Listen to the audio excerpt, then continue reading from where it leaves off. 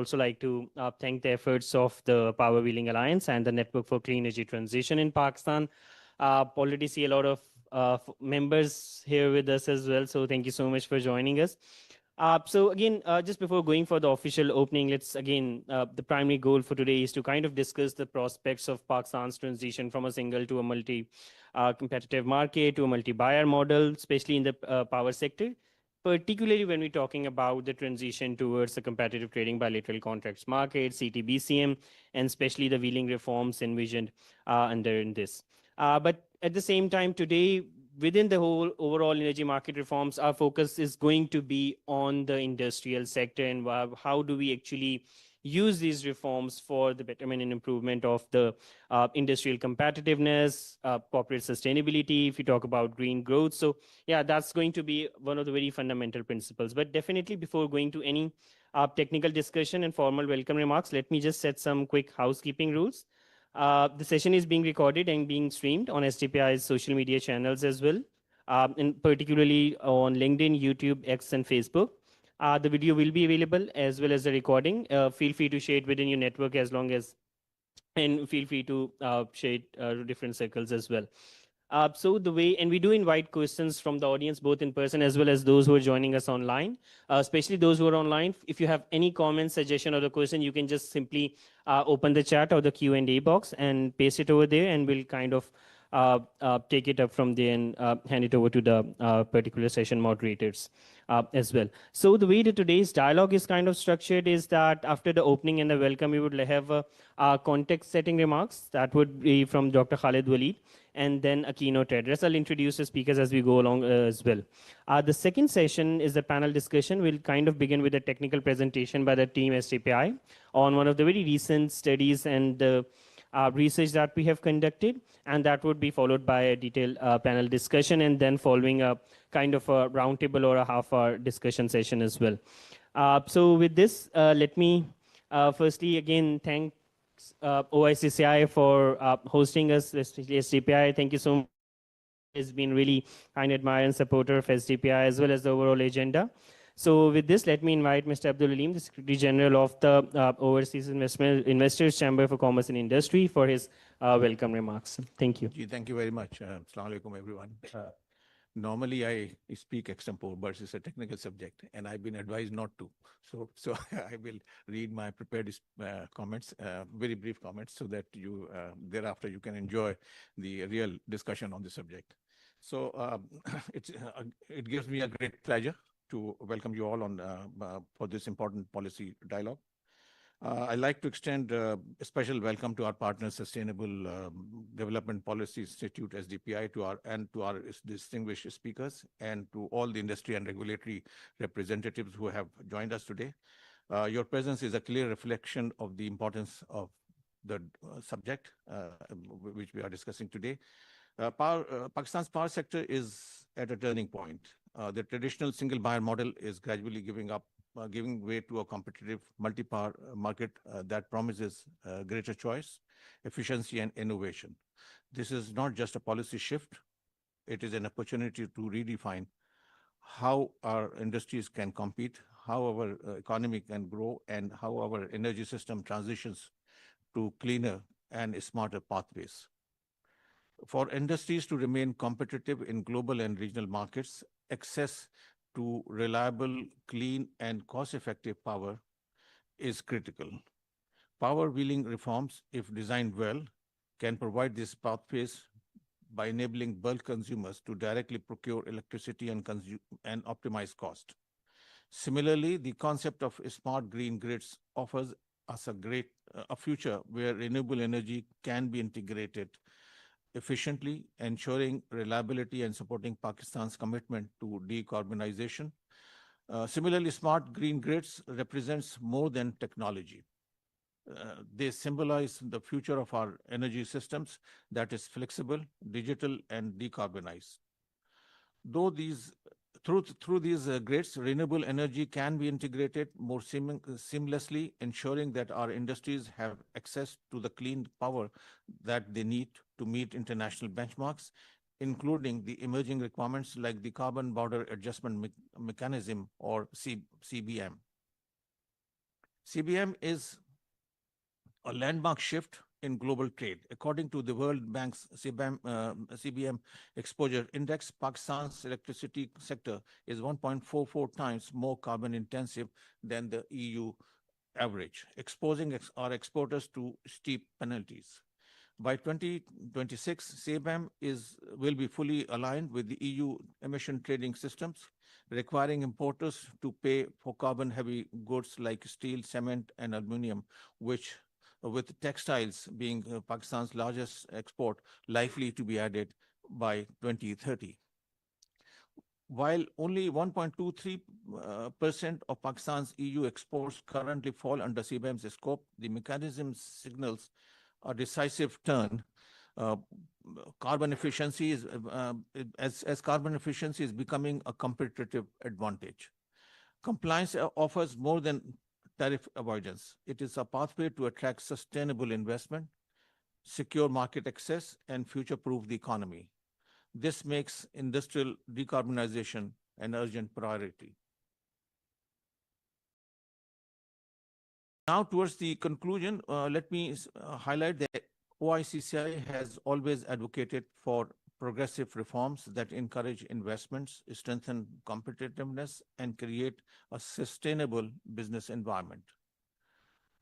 Our members, who represents the leading global foreign investors, are committed to supporting Pakistan's transition to a greener, more competitive energy systems. We are proud to collaborate with SDPI on this initiative, as both institutions believe in providing a platform for evidence-based, solution-oriented dialogue. The insights that we gather here today will feed into meaningful policy recommendations for regulators and decision makers under the CT-BCM framework.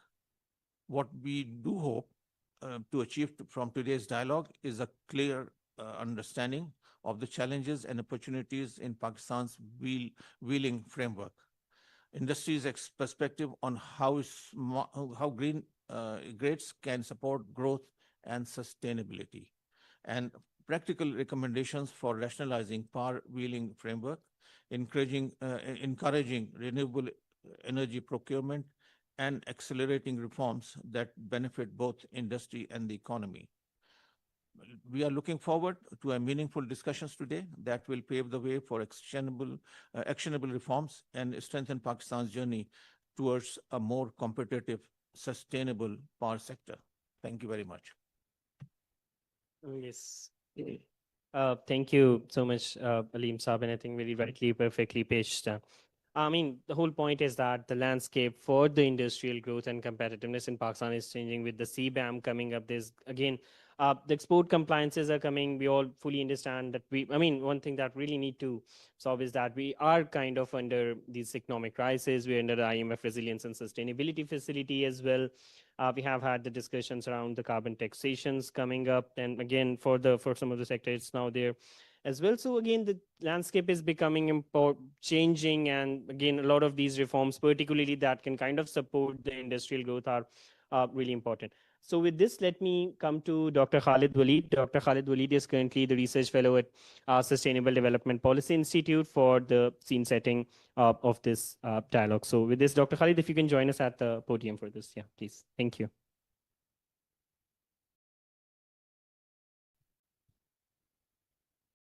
Thank you so much. Bismillah ar-Rahman ar-Rahim, distinguished guests, esteemed colleagues, experts, ladies and gentlemen. It is both an honor and I really feel the responsibility to be here at OICCI. It is always welcoming, but because this is a god of leading industrial units, so I feel a bit responsibility on my shoulders that Pakistan's future lies in this building, I would say. Thank you so much, Aleem Saab, for always hosting us for these critical issues that are very consequential in nature for Pakistan's industrial and energy landscape. I have put industry first and then energy landscape because right now the dilemma is that energy sector is not conducive for industrial growth in Pakistan.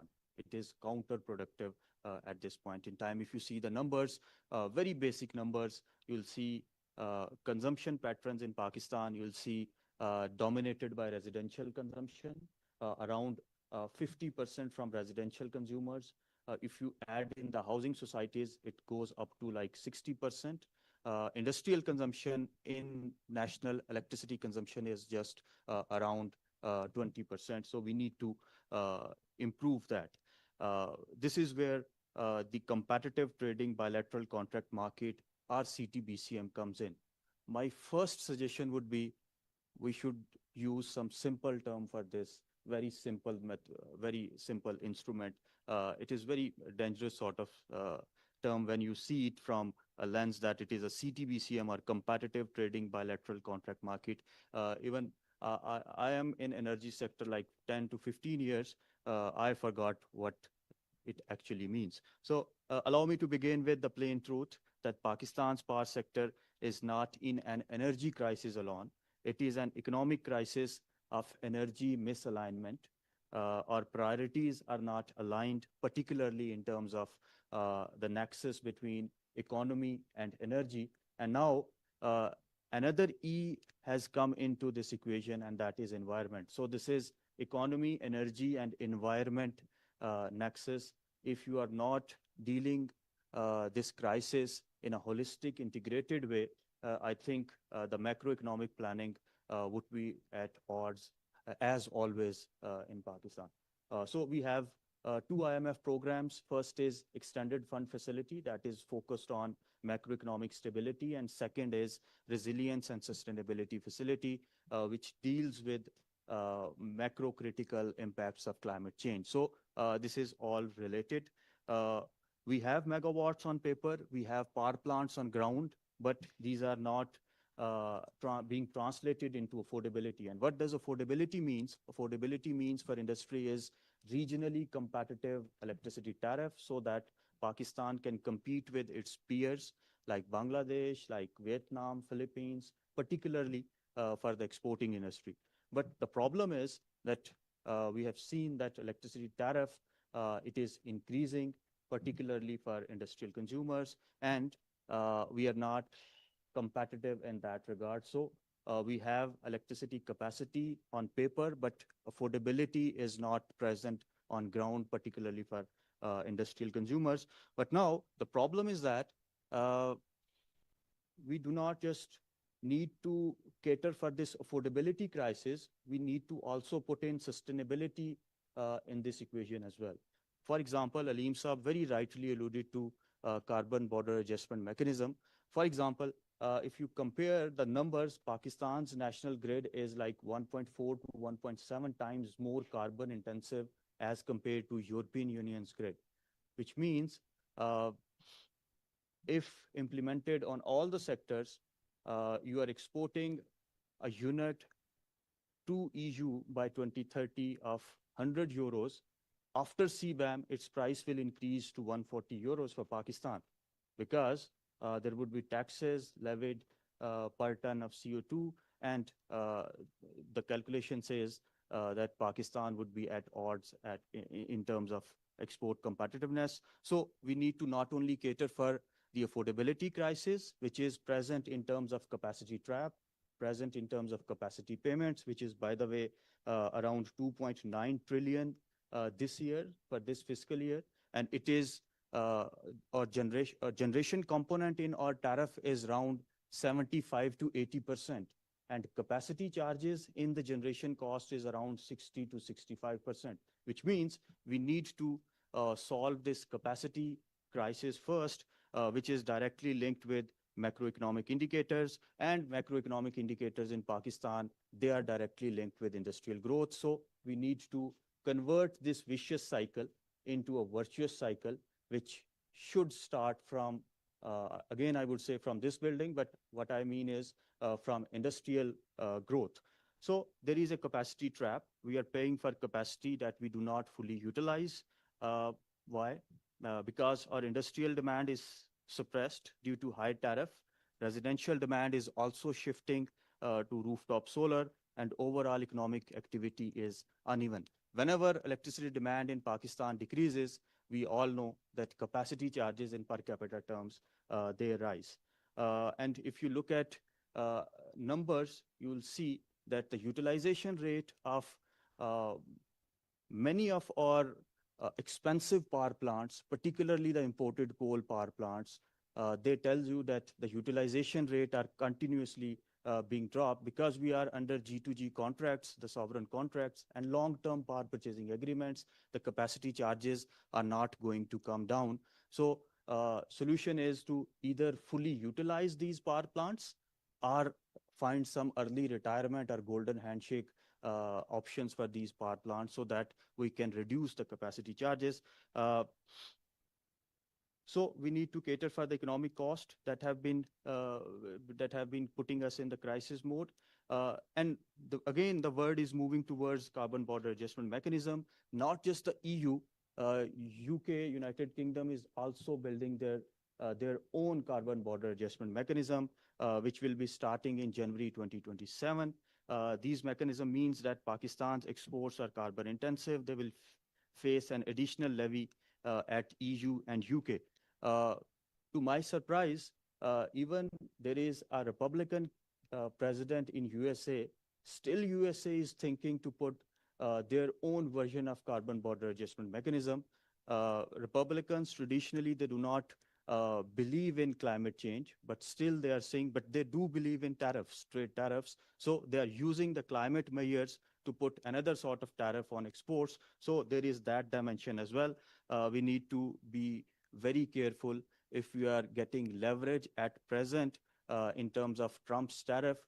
In future, we might not get those tariffs because of the nature of high carbon intensity of power sector in Pakistan. Well, in other words, climate is becoming a trade variable and carbon is becoming a cost of doing business. For Pakistan's exporter, especially in steel, cement, textile, chemicals, this is an existential warning for Pakistan. The response must be strategic, response must be integrating, response must be uh, holistic in a way that Commerce Ministry is talking to Power Ministry is talking to Climate Ministry, and they all are working for consumers' welfare, not for the producer welfare, which is the characteristic of a monopolistic single buyer model. We need to get that equation sorted out. We must industrialize through green electricity, competitively priced, reliably delivered, and verifiably low carbon. Verifiability is very important. If an industrial plant is getting a B2B contract under CTBCM and purchasing electricity from renewable energy, the only way to verify is the CTBCM or this market where you can get a certificate and show it to the exporter, importers that our manufacturing process or all supply chain line or scope 3 emissions, they are our scope 2 emissions, they are green. A smart grid, green grid is not just upgraded wire. It is not just a digital smart meter or wire. It is how you can leverage these instruments effectively for industrial growth. And again, I would say green industrial growth so that corporates, they can sign green bilateral contracts with generator, the grid operator to manage flows in real time, integrate variables, variable renewable and price congestion in the equation as well. So there are a few examples in Globe which can be regarded as very successful sort of examples, particularly in UK, which set these transparent codes and enforce compliance in that regard as well. If you see, there are some bad examples as well in terms of CTBCM. We need to be cautious as well. For example, the California's case in 2000 and 2001, in which they liberalized the market without sufficient safeguards. Pakistan need to be careful in those grounds as well. Secondly, because Pakistan has these long-term power purchasing agreements, what would happen to those agreements if those are not sorted out? If the industrial consumers they are taking that route of B2B direct contracts with power generator, the burden again would lie on those who are still on national grid, just like the solar panels. Those who can afford solar panels, they are getting cheaper electricity. Those who cannot afford, still getting high priced electricity from national grid. So again, CTBCM plus early retirement, a golden handshake for these fossil fuel power plants, I think would be a very good way forward. Finally, we must not forget that human and technological dimension of CTBCM. That would be very important for the case of Pakistan, particularly for the case of Pakistan. We need to capacity build our transmission side, distribution side, and then what would be the innovative mechanism of CTBCM. We need regulators that are trained in market surveillance, forecasting, and digital settlements, system operators capable of managing variable renewable grid, which we are seeing that NTDC is being unbundled into ISMO, that is market operator is being established and the system operator is being established. But the problem would be the I in ISMO is very important in Pakistan's context. Unless there is independent system operator and market operator, I think market liberalization, this war of liberalization would not be won. The role of industries, particularly understanding the trade dimensions linked to climate change, that would be very important. If we do not act now, I think by 2030, it would be very late for Pakistan. And then role of universities and think tanks, particularly in collaboration with industry and platforms like OICCI, that would be very important. Innovation is not only about new technologies, it is about new ways of governing, pricing, and planning. To give the audience a visual sense, just imagine that your fixed charges, they are here and they are fixed like 1,000 rupee in terms of capacity charges, and your demand is 500 units. For one consumer, the capacity charges would be 2 rupee per unit. And if the demand decreases from 500 to let's say 100, the capacity charges would be 5 rupee per unit. So only way for Pakistan's power sector is to increase electricity demand. And to increase electricity demand, the only way is to bring more and more industrial units to national grid. CTBCM, I think, would provide, if implemented in an independent, transparent way, with rationalized use of system charges, I think will attract industrial consumers to the national grid. But again, we need to bring climate into the equation as well.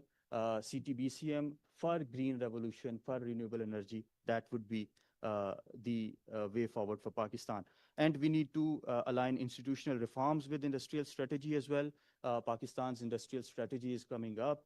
Green industrial strategy is also on the way.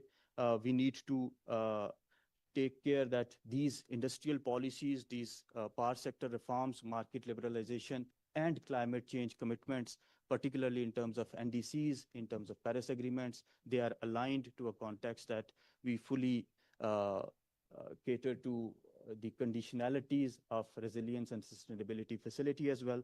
With this context, I look forward to the keynote addresses, the technical presentation, and the panel discussion.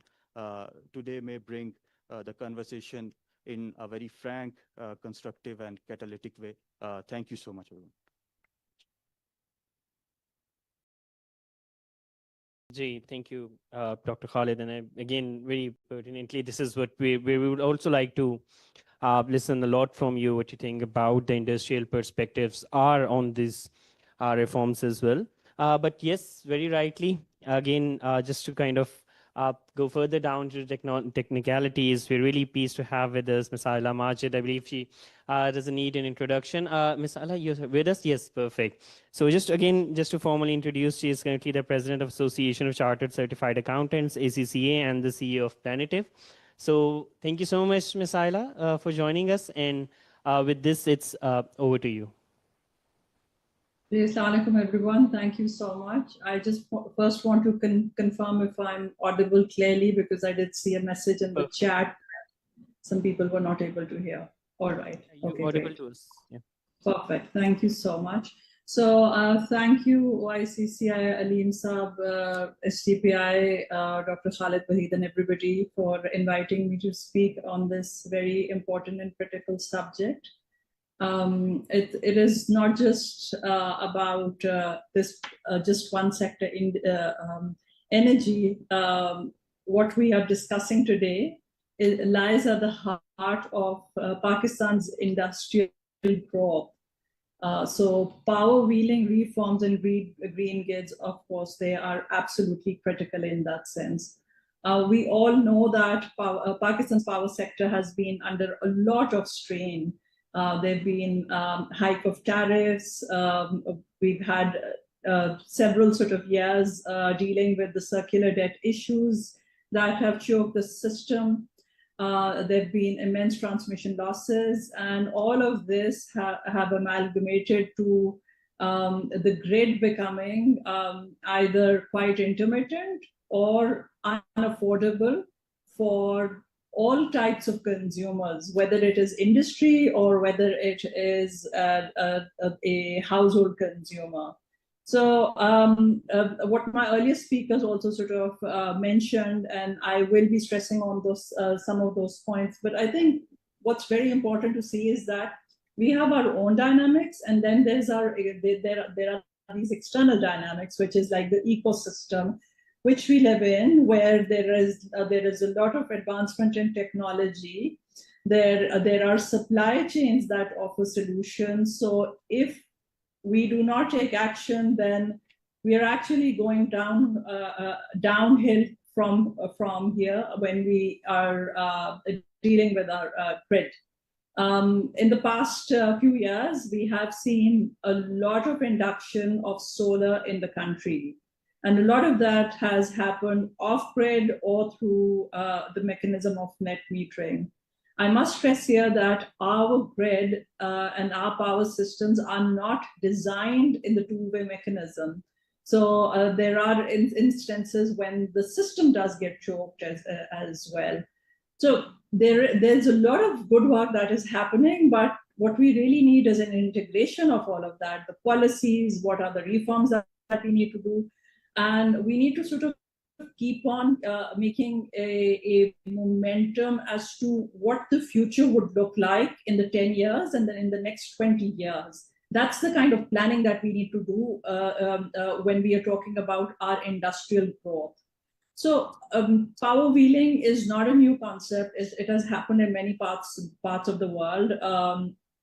At the core of wheeling, what essentially is, I don't need to sort of repeat what perhaps most of the experts know here, but just for the larger audience, that it is using a third-party grid. In that case, this is our national grid, and two parties are transacting, and they get into a power sale arrangement. NEPRA's regulation, in that sense, were laid down in 2016, and obviously, by fast forward 2022.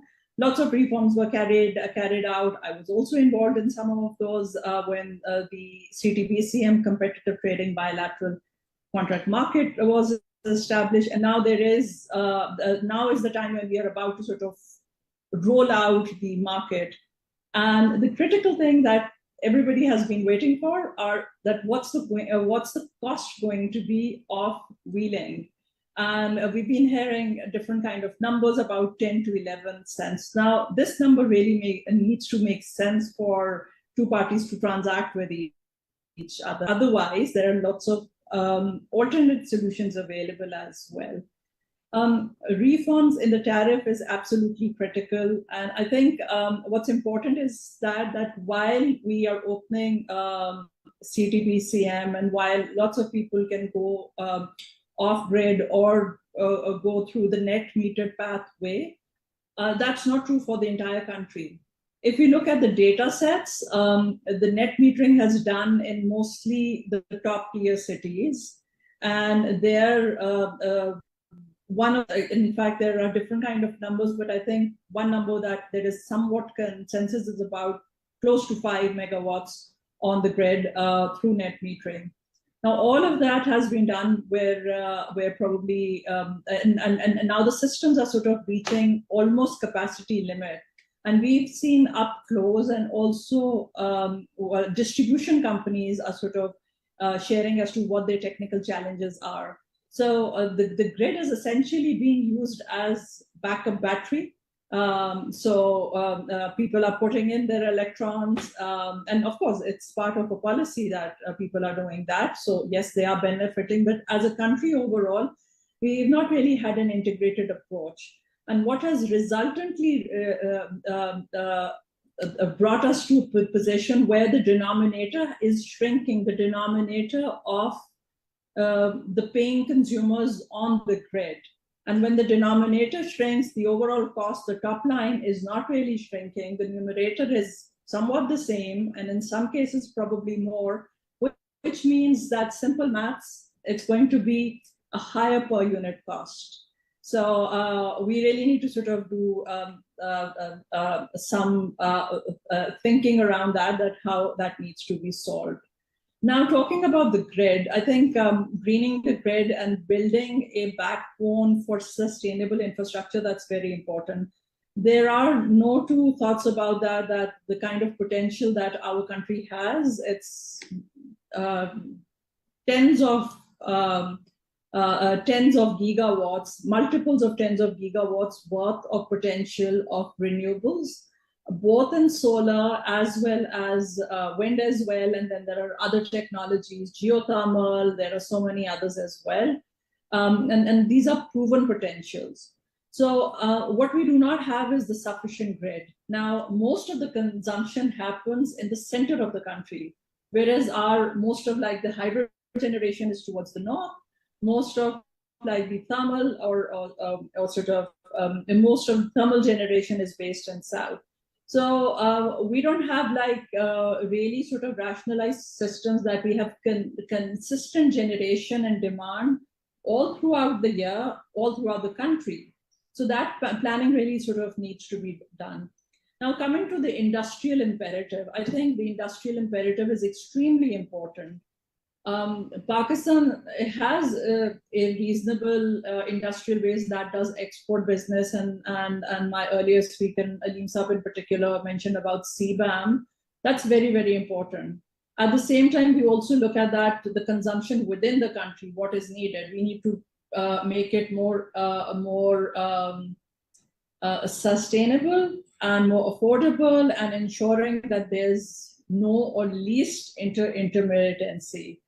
So I think given the fact that we really need to sort of bring in, methods of when we are talking about greening the grid, yes, adding to the generation, which should ideally bring down the overall basket price down.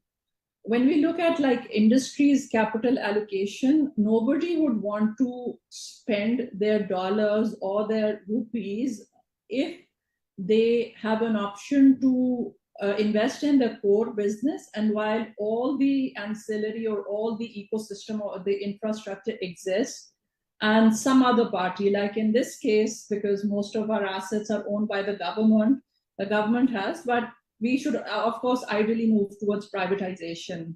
So there should be a third party that should be providing and investing in the energy infrastructure. So the industries can invest in their core, but will get the same kind of result which they would have done if they had invested their own money, which is low cost of energy, more reliable and more sustainable. And given the world that we are in the interconnected world, all the exports that we are sending out of this country, if there is a tracking mechanism that we know that every product that is manufactured, every inch of fabric of textile that is manufactured, we know that what's the carbon footprint, and the more green that is, but not at the cost of price, there needs to be a balance. We can be really super competitive.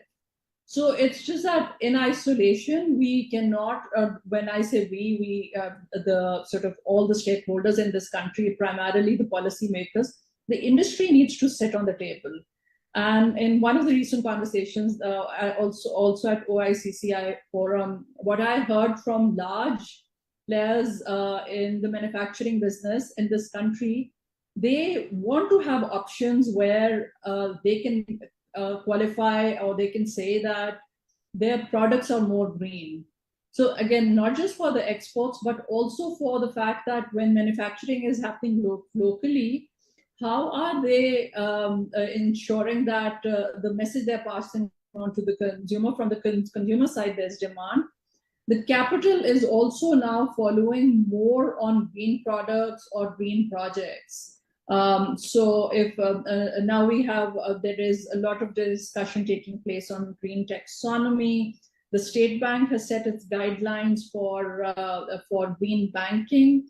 So if more and more industries, they would qualify under the remit of, say, doing business in the most sustainable manner, and green power is one of those elements, they would have higher chances or better sort of access to capital. Are obviously financial institutions are slowly and gradually moving that side as well. So I think that's very important to look at, that what is the industry's need. We need to do again this planning for at least a decade or more, ideally more, but at least a decade. So some of the call of actions I would say is that we should definitely work on rationalizing our wheeling charges so the industries can benefit and thrive. We need to invest more in grid and bring models for grid where private sector again can be a larger player. We have an excellent example of Lahore Matiari, a transmission line, which I understand was commissioned in perhaps 2021. And that's a very good example. It's very similar to, say, setting up a power project and doing the PPA with the government. Here, it is the line has been leased, invested in lease. Most of Pakistan's key financial sector banks, they've invested in that. And what we need to do is, the earlier point that I made is that when talking about greening the grid and also sort of making sure that the power is affordable and sort of available throughout the country and throughout the year, we need a lot of investment in the grid. And if we can do smart planning, and I understand for the first time there is a document that has been prepared, which is called the Transmission System Expansion Plan. It was submitted to NEPRA last year, but for various reasons is not yet approved. Once that is approved, then we will know that what's the kind of power infrastructure that is being planned, and that plan is for the next 10 years. So that plan, I'm very much hoping that also connects or brings more green projects in the grid. So that's very, very important. Reliability is a very important factor. And I think to reduce intermittency, we need to use technology. Batteries are still not absolutely affordable as of now, but we are not looking far from a time where batteries will become very, very affordable. And when they do, and if the policy sort of framework is not adjusted, what will eventually happen is that we will see most of the industry making their own energy, most of the energy going off grid, and slowly and gradually, most of the good paying consumer, they will eventually do that. There'll be such large numbers of grid defection that the circular debt that we talk about, that will then be a huge number, which unfortunately will not be addressed unless there is like, obviously we'll have to do a lot of financial engineering around it. So I think all those considerations are very important. Investment in grid, bringing down the cost, sustainability, that's of course, this is what the whole conversation is about. But I would say when we talk about sustainability, it is not just about decarbonizing, it is not just about greening, but it is also about that we make things affordable and sustainable for every consumer, every individual. Finally, I would say that access should be available to most and all. Right now in our beautiful country of over 250 million, not unfortunately everybody has access. And it is the responsibility, of course, of the government, but of course of all responsible players to ensure that that access is available. We live in an interconnected world, and somebody's economic struggle is a national economic struggle, because that leads to a lot of challenges, lots of issues. We need to make sure that everybody grows, and that's how we as a country will prosper, our industries will prosper. The final point that I would like to make is that we must harness technology. The planning that we need to do must be done with the smartest tools that are available, and then we continuously sort of stay on the path of doing such scenario planning and doing the best assessment through the use of technology. We have all kinds of technology available, and more going, whether it is about the simplest, probably the distribution companies should definitely adopt. In some cases, probably at a very small level, has been adopted. Smart meters, we need to move towards smart grids. We need to move towards AI applications that do planning for our grids, and also for the industries as well, in terms of the consumption patterns. So all in all, I would say that we can turn this power sector into something that can be a driver for the growth. Pakistan is really at an inflection point. And if we get these reforms right, including power wheeling and the green grids, all of this can become a catalyst for a competitive, sustainable, and resilient country with a really bright energy future. And stressing that again, that is not just about the power sector or the electricity sort of equation. It is fundamentally about industrial growth, export competitiveness, and national prosperity. And I think with all of putting all the building blocks and all the pieces right together, we can turn this power sector from a present constraint into a driver for opportunity. So I'll stop here, and looking forward to hearing from other panelists. Thank you so much. Wonderful. Yeah.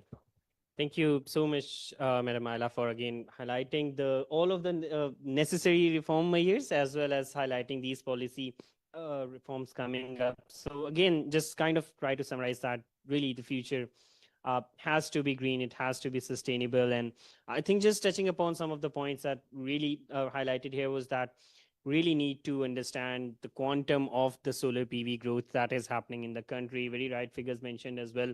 We've crossed almost like 6,000 megawatts just at the net metering scale. And if you just leave the net metering scale, if you just go off grid, then the number is, if you just look at the import figures or the customs values, and just in the last 8,000, yeah, okay, it's now 8,000 at the net metering scale. And if you go into the import figures, just in the last 2 years, we have had almost roughly imported to 20 gigawatts roughly of the solar PV capacity. So again, where's the numbers gonna go? So that's something that's really, we really need to account for. How would that actually be integrated within the system, especially given the whole capacity issue Dr. Khalid also talked about. And yes, the secondly, very important is the wheeling rate and the use of system charges that has been under the whole negotiations for a long time. And it's really good to see that we have all of the very key stakeholders with us as well. Ahmed Sabis from the new independent system market operator. We have distribution companies, we have NEPTA colleagues here, and definitely the industries and the private sector sitting here as well. And I think, again, one point that is, when we talk about this discussion, that is really important is the grid modernization and grid flexibility that Ms. Ayla talked about. We have been, again, making a lot of investments towards the generation, but the grid has been kind of a different side which we really need to come into. So anyhow, going forward with this, I think we'll be moving very shortly towards the panel discussion. But before that, the panel kind of scene setting presentations from SDPIs and just kind of the reforms that Dr. Khalid touched upon, a lot of the reforms Ms. Ayla touched upon. SDPI has kind of prepared this white paper that we would like to kind of briefly present here along with the panel discussion. So for that, let me, if I can request the MIS team to please display the presentation of the white paper, and let me initially invite Engineer Ahad Nazir Saab. Engineer Ahad Saab currently heads the Center for Private Sector Engagement as well as Center for Learning and Development at SDPI.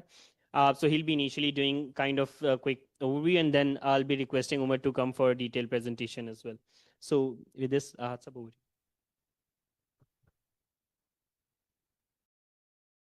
you. Thank you very much. I think it's very difficult to speak after such august speakers. So I'll just give an overview of the work we have done so far on CTBCM. So we started off in 2022.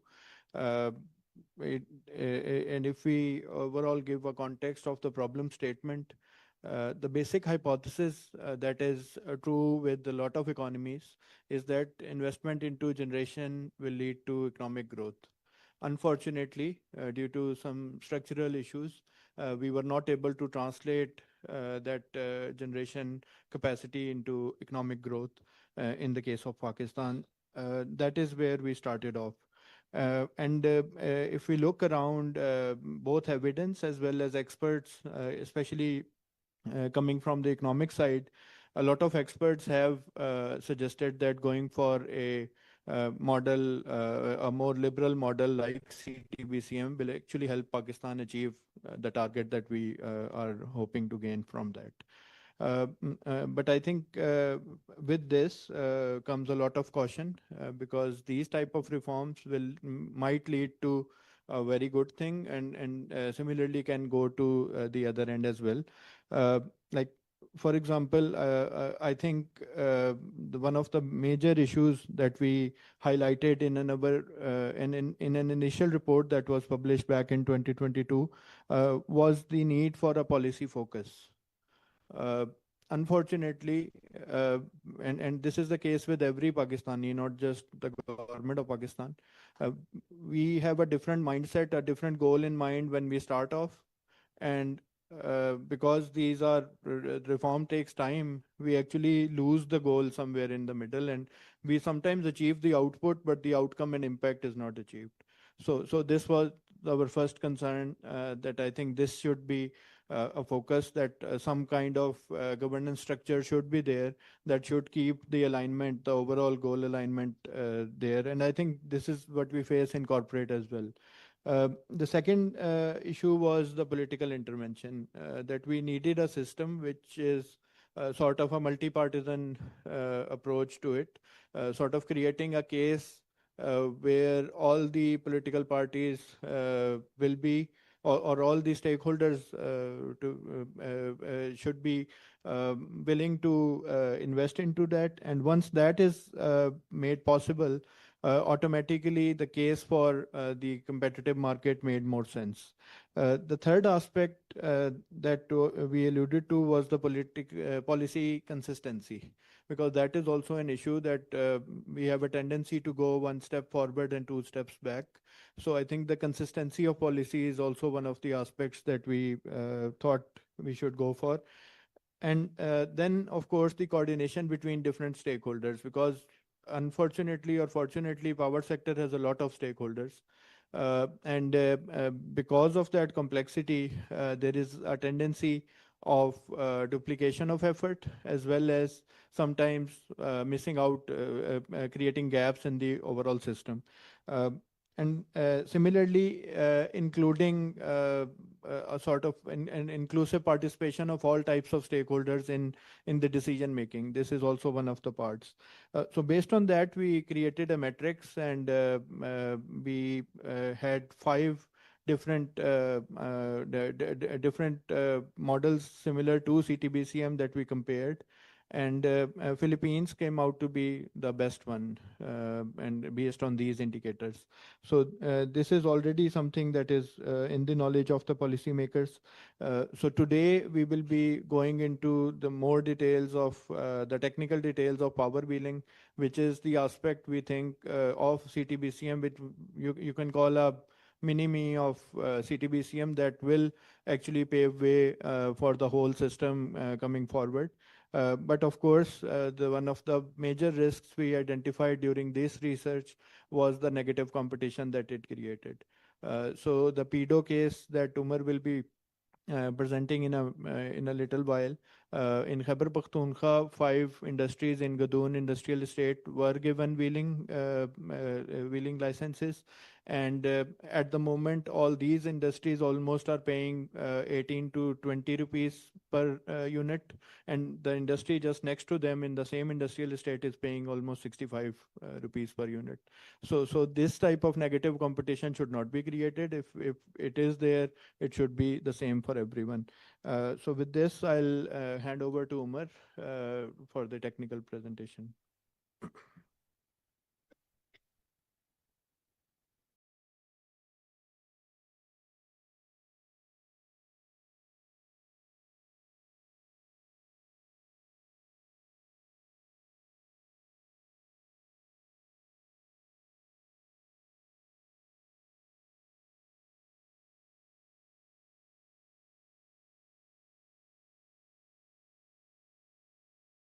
Assalamu alaikum. Good morning to everyone. Thank you, Asa, for setting the scene for this presentation. Before going deep into I will introduce myself as I'm Mohammad Umar, working as a researcher at STPI. So this presentation is based on our research work. Asa already discussed. We go to the Swabi Chamber of Commerce and physically see the industrial point of view. What are their concerns? So the title of the presentation is the energy market reforms, the case of wheeling regulations for industrial competitiveness in the market. Before going towards the power market reforms, I will slightly touch the background of the electricity reforms in Pakistan. So early in 90s, the system is transmission, distribution, and generation, transmission, distribution controlled by single entity WABDA. This bundling of system is technically discussed by government of Pakistan in 1992 and thinking about the vertically unbundling of the system. And the result in 1994, the establishment of NEPRA. And after the 4 years, 1998, DISCOs will operationalized, and the establishment of a national transmission dispatch company is working under a single buyer model. So in a single buyer model, all our system is centralized. On one unit, NDTC will procure the power from the IBPs and the generation companies on behalf of DISCO's demand and sell it again to the DISCOs. So first at this stage, NDTC considered as a single buyer model. But after a long duration, you can see after 1998 and in 2015, Central Power Purchasing Agency was established, and this role of single buyer model is transferred to CPPIG. And the commercial code was first established in 2015 under the regime of CPPIG. Now, next coming in 2016, the open access and the actual wheeling regulation was first announced, and the reforms are conducted. And after 2016, the updated commercial code were already amendment in the commercial codes of the CPPG is updated in 2018. Then there comes the year in which Pakistan is coming towards the open market reforms, which is the introduction of competitive trading bilateral contract markets, in which the basic aim of this model is to shift from the single buyer model to a multiple buyer models, just like a case to enhance the competitiveness and the cheaper electricity to the end consumers. Then at the policy level shift in 2021, National Electricity Policy is first introduced in Pakistan, which is the first initiative with the market reform levels at the policy level. So we can see starting from the 1990s and in 2021, there are a lot of gaps and details which are missing, and we are missing the train. So this is the actually reason we are discussing today, that the first policy is initiated in 2021. Then in 2022, NEPRA granted the market operator license to CPPIG. In the same year, the regulations for the wheeling power is updated, which is previously announced in the 2016. Then in 2023, the National Electricity Plan was announced, in which market reforms are under the consideration of this plan. So from 2021 to 2023, there is again a gap of 1 year. And at the same time, NEPRA holds a hearing in which the DISCOs propose their use of system charges and the wheeling charges for these reforms. And finally, in 2025, the establishment of market independent system market operator happens, which is basically the system operator of the NTDC, and the market operator of the CPPG is connected into a single entity. So currently they are operational under the ISMO, which is the Independent System Market Operator. So this is the brief history of the market reforms in Pakistan. Now coming towards the what are the power wheelings? So it is a transfer of electricity power for third-party network from a generator to end consumer. So as a later, I will explain that just like a cement industry in a Peshawar owner, he wants to procure energy from a solar power plant in Multan. So at the same time, he will bid, and the solar power plant in Multan will inject electricity into the NTDC network. So and NTDC will transfer this power to the distribution companies, and through the process of NTDC and DISCOs. These are two major entities which are acting as a national monopoly of the system, and government will make charges of these systems, and then it comes back to the cement industry, which is in Peshawar. So the Peshawar the cement industry will also give tariff to the pay charges to the government, which is actually a transmission network and the distribution network. But at the same time, it will also pay to the solar power plant. So this is the whole holistically framework of the power wheeling, which is under consideration, still under the consideration in the debates in B2B deals and freedom of choice of the system. So now coming towards the next part. So before talking about the wheeling charges, I will explain the use of system charges, which is currently our system is bundled into a single composite charge. Actually, wheeling charges in most of the case studies I mentioned in our report that it consists of transmission use of system charges, distribution use of system charges, and the transmission and network losses. But in Pakistan, it is considered in terms into the use of system charges, which includes the transmission use of system charges, which is covered by NTDC, and the system operating fee, which includes all the ancillary services, all the voltage and stability regulation services controlled by market system operator. And the market operating fee is the wholesale electricity market of the whole domain, which is again covered by the market operator. Then the distribution use of system charges already covered by DISCOs. And these are the two next, cross subsidy and the standard capacity. Standard capacity, we all know that the capacity payments, which are standard idle, not utilized, but again covered from the end consumers, and which is very high cost. But but DISCOs will receive these charges at the supply of last resort. So in the supply of last resort, when a buyer, when a seller is unable to provide electricity, so the buyer will go back to the DISCOs, and just because of the DISCOs do not pull off cheapest power capacity, it will ensure to get the expensive power to the end consumer. So this is the working of DISCOs, that it will consider as a supply of last resort or the cross subsidies and the standard capacities. Next is the transmission and distribution losses, which are captured by the CPPIG.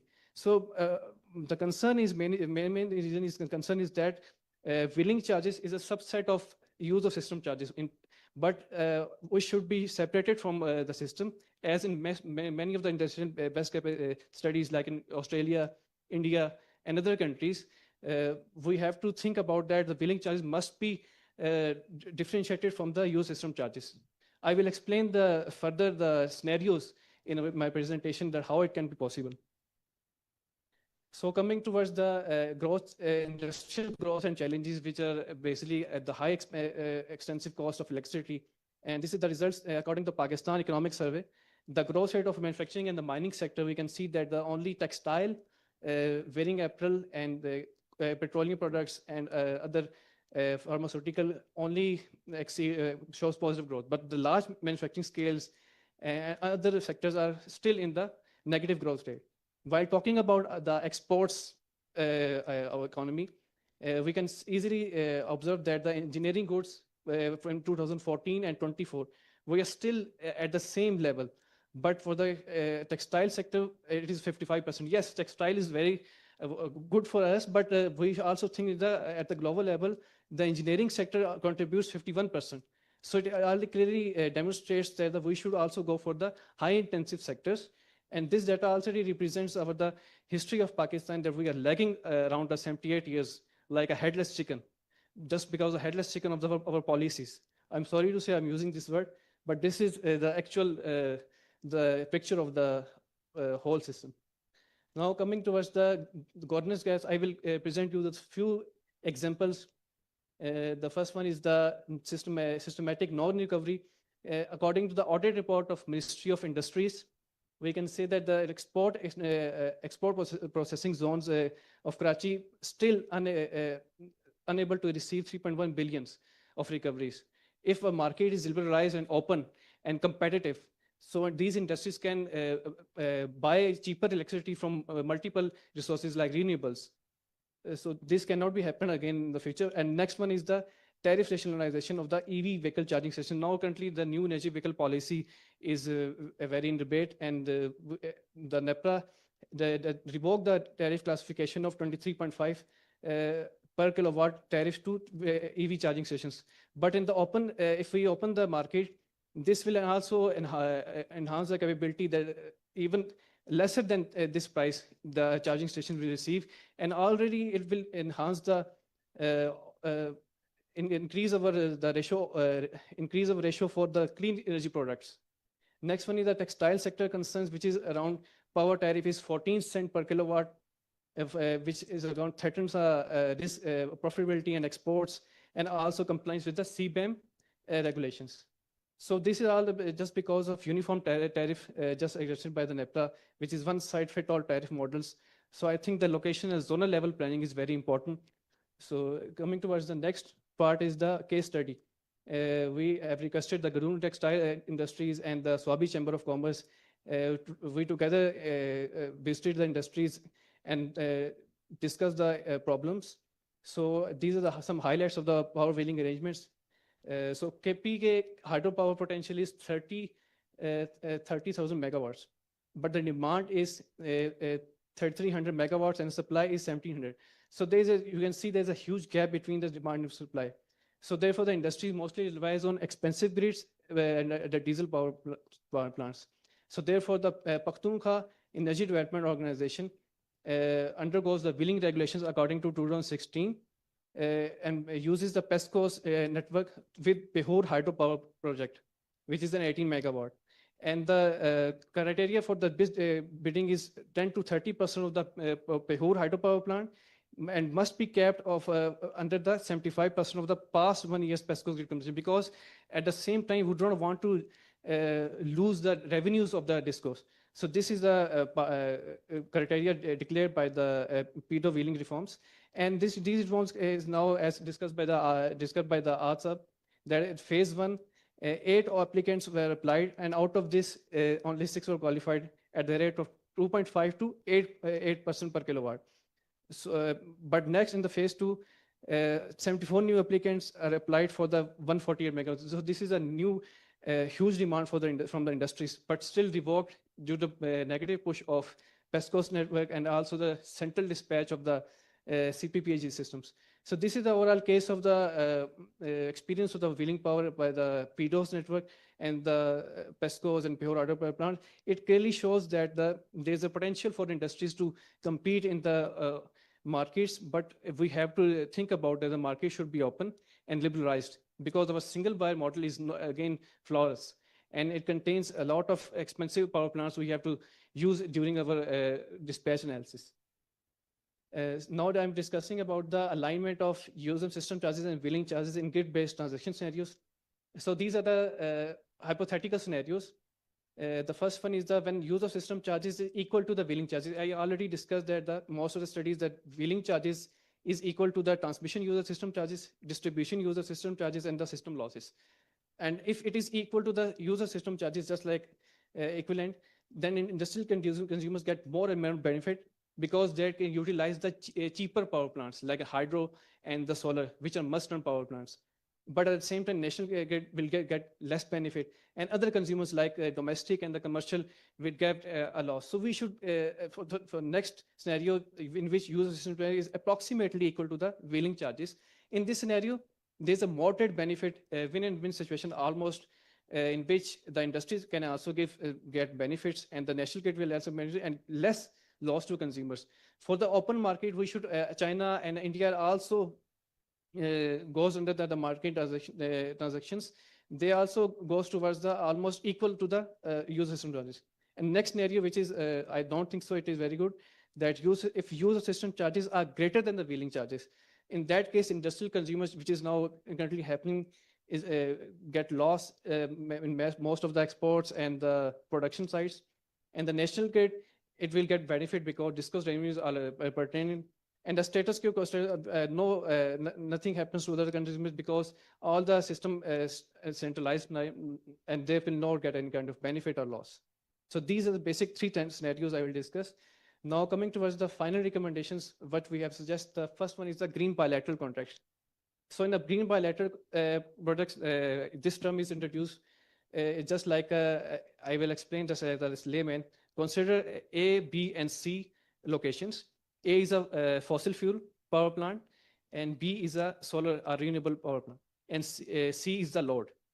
And so if we go, C is the load and go the bilateral direction between A and the distance between A and C is less, and the distance between B and C is greater.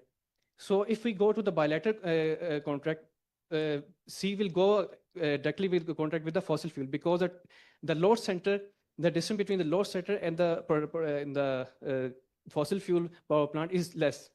So in that case, the user system charges are less.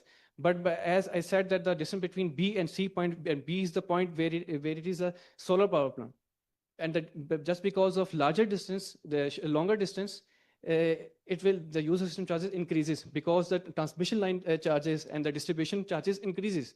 So I think there should be incentives for the green bilateral contracts in which RE prosumers, not currently the net meter consumers. There's a solution, there's net meter consumers should be taken as the virtual power plants. And the criteria for this, they can easily provide electricity to the C consumer because as we last year we see that the solar increasing day by day, and therefore net metering, the quantum net metering also increased. If we make a smart move and discos on behalf will capture the energy markets as a player. So by acting as a virtual, by declaring as a virtual power plant or net metering, they will participate in the markets and help to procure at the cheapest electricity. So this is the overall scenario we can design for the green bilateral contracts. And second one is the adaptation of demand side management. So we need to think about it that identify those zones and the networks which have the lowest, medium, and the highest demand areas. So we target those demand areas at the special economic zones. So I explained the examples A, B, and C. So when the load centers are closer to the generation facility, the user system charges are becoming less. So this is the overall the example of the demand side management, and the green bilateral contracts must be specialized for the special economic zones in the systems. So and coming towards the next recommendation, the reward for the efficient industry with the lower use of system charges and the billing charges. This can be done because those industries who are performing well, they are capturing less losses in the systems and also going for the more number of exports and productions. So government should provide incentives on such areas and provide facilities to those industries. So in that case, it can be ensured that the level playing field for all the industries should be help in acquiring the cheapest electricity, as discussed by the ASAB, when the negative competition in the PDOS network. And the last one is the strengthen the transparency in the industrial power wheeling. So this is depends upon the data transparency. We have to manage our demand sectors and then for the industrial loads and the consumers and other commercial.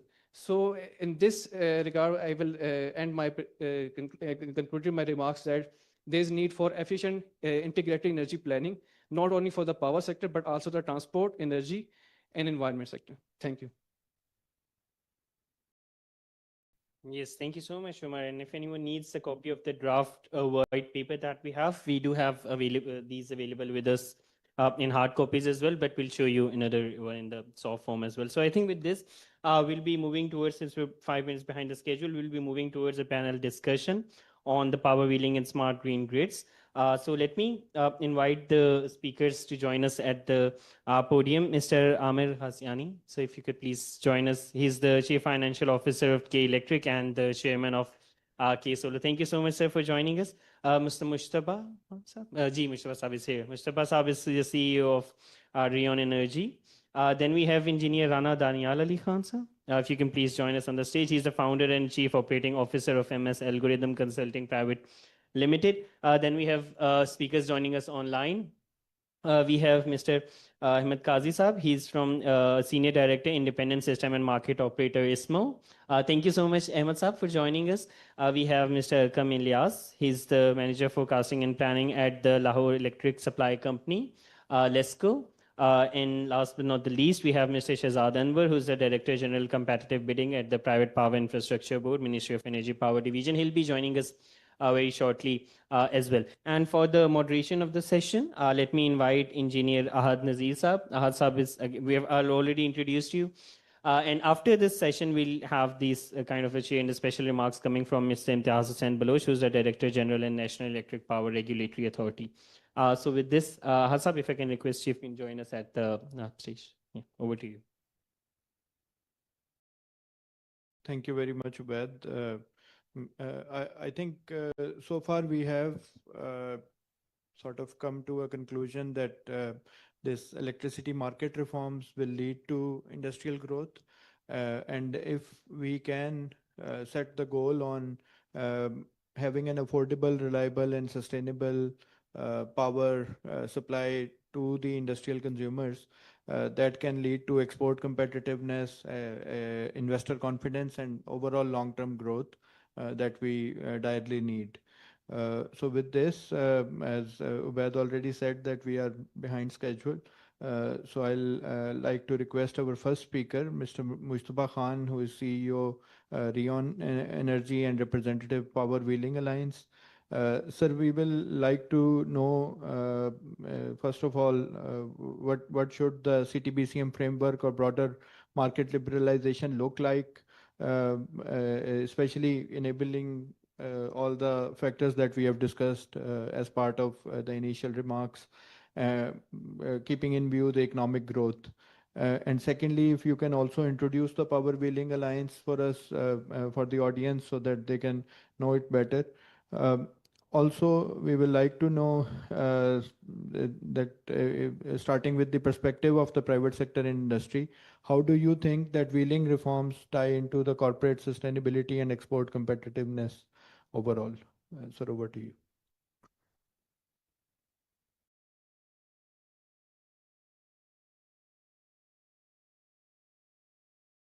Market. Thank you. This is better. We have integrated about 700 megawatts of renewable power in the industrial grids as an organization, and continue to work on integrating more and more renewable power. I represent Power Wheeling Alliance today. This is a forum of industries that have come together to participate in consultation on access to renewable energy and meeting of net zero targets. This is represented by some of the largest multinationals. Some of them are members of OICCI, Unilever, Nestle, Pepsi, Engro, Rion Energy, Shams Power. These are some of the members.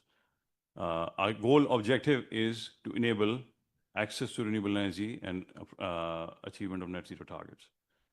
And I believe that CTBCM and establishment of the wholesale market is a firm step towards that, albeit late. This has been on cards for years and years. And what we have to acknowledge is that during this period, the world has changed drastically, especially when it comes to energy. And accidentally, Pakistan has been at the forefront of all of this. Why is that the case? Because there have been significant problems in our energy system that all of us will acknowledge, starting with access to energy. Still 70% grid access compared to almost 100% access for comparative countries. If you look at Far East, if you look at South Asian countries, there are examples where others have done a much better job, grid access. Where you have grid access, grid is not reliable. It has myriad of problems, and namely 5, if I can name some problems, you have voltage, frequency issues, constant breakdowns, and our industries need reliable power, access to reliable power, because they have continuous processes. So even if grid is available, and if the grid is affordable, let's say, assume hypothetically speaking, if the grid was affordable, grid is not reliable. So the industry can't reliably run the grid. Thirdly, we know about the power tariff issue. And there's lots of debate on why it's more expensive. But using this forum, and I want to thank YCCI for being a champion for disrupting the single buyer, single seller market. I remember 3 years ago, the first recommendation on this was submitted as a policy paper, the government of Pakistan. So it's been a pioneering body towards that cause. And I believe this is the necessary first step. And it's a logical first step. This is how industries, this is how we trade in the market. Every time you need to buy something, you go out there, you get competitive quotes, and you go with the most competitive supplier for any product. Why should energy be any different? So it has taken us a long time to get to this point. But my submission is that even at this point, the first step, we can sense hesitation, we can sense half measures that we can attribute to the government. And I think there's lack of this recognition that the grid and the energy system, as we have known, is facing significant disruption, even to the point that a new term has been coined by the international media, which is a utility death spiral. This term, for the first time, has been coined for the Pakistani grid. And for those of you who've been keen observers of media around renewable energy and the narrative around renewable energy, Pakistan has been in the chatter for the last 24 months because of all of the things you're talking about. Last year, Pakistan became the 3rd largest importer of solar panels. That's no secret anymore. I wrote an article in World Economic Forum on that. There's been a lot of coverage in the media on that. What's the implication? We imported 20 gigawatts of solar panels as a country. Implication is that we have been facing this spectrum of declining demand on the grid. Declining demand results in higher costs. So that kind of aggravates the issue of defection, and more defection leads to higher costs. As a result, last year in July, we all observed we had 24 gigawatts of demand on the grid. This year, that has been 21 gigawatts. At least that's my observation. So there's been this significant, more than 10% decline in peak demand on the grid, which does not bode well for grid power. So our argument has been, as an alliance, that wheeling is necessary for arresting this decline in grid demand. Because what it does is that it keeps customers connected to the grid. Historically speaking, we know that more than 40% of the industry has been using captive power because of all of the issues that we've been discussing with the grid. Our first objective should be to bring those good customers back to the grid. But over the last 3 years, the trend has been in the opposite direction. Those customers who've been able to afford, whether in industry or in consumer, at the consumer end, have been defecting faster. That's why you see this mushroom growth in net metering. But most of my customers don't even net meter because their connections are bigger than 1 megawatt. That's where the large defection has been happening. You've seen as much as 100 megawatts integrated with single industrial site. That's very large defection. And the reason we call it utility death spiral is because the percentage defection every year has reached a point where it might not be reversible at this stage. That's why we say this is probably a bit too late. But now that we're here, this is an essential next step, as we say it. The government has to stop tinkering. This is our first message, because the tide is not in our favor. And the world is acting fast. Why has this defection happened? Because while our cost has been going up and defection on our grid has been increasing, our problems have been increasing, our losses are where they were 3-4 years ago. There's been no improvement there. The world has been adopting renewable power at a record pace. That's no secret as well. As the world scales renewable power, the cost comes down further. So the long-term trend remains in favor of more and more renewable power. So no matter what we do here, this mega trend, global mega trend of declining prices and improving efficiencies of renewable technologies will not stop.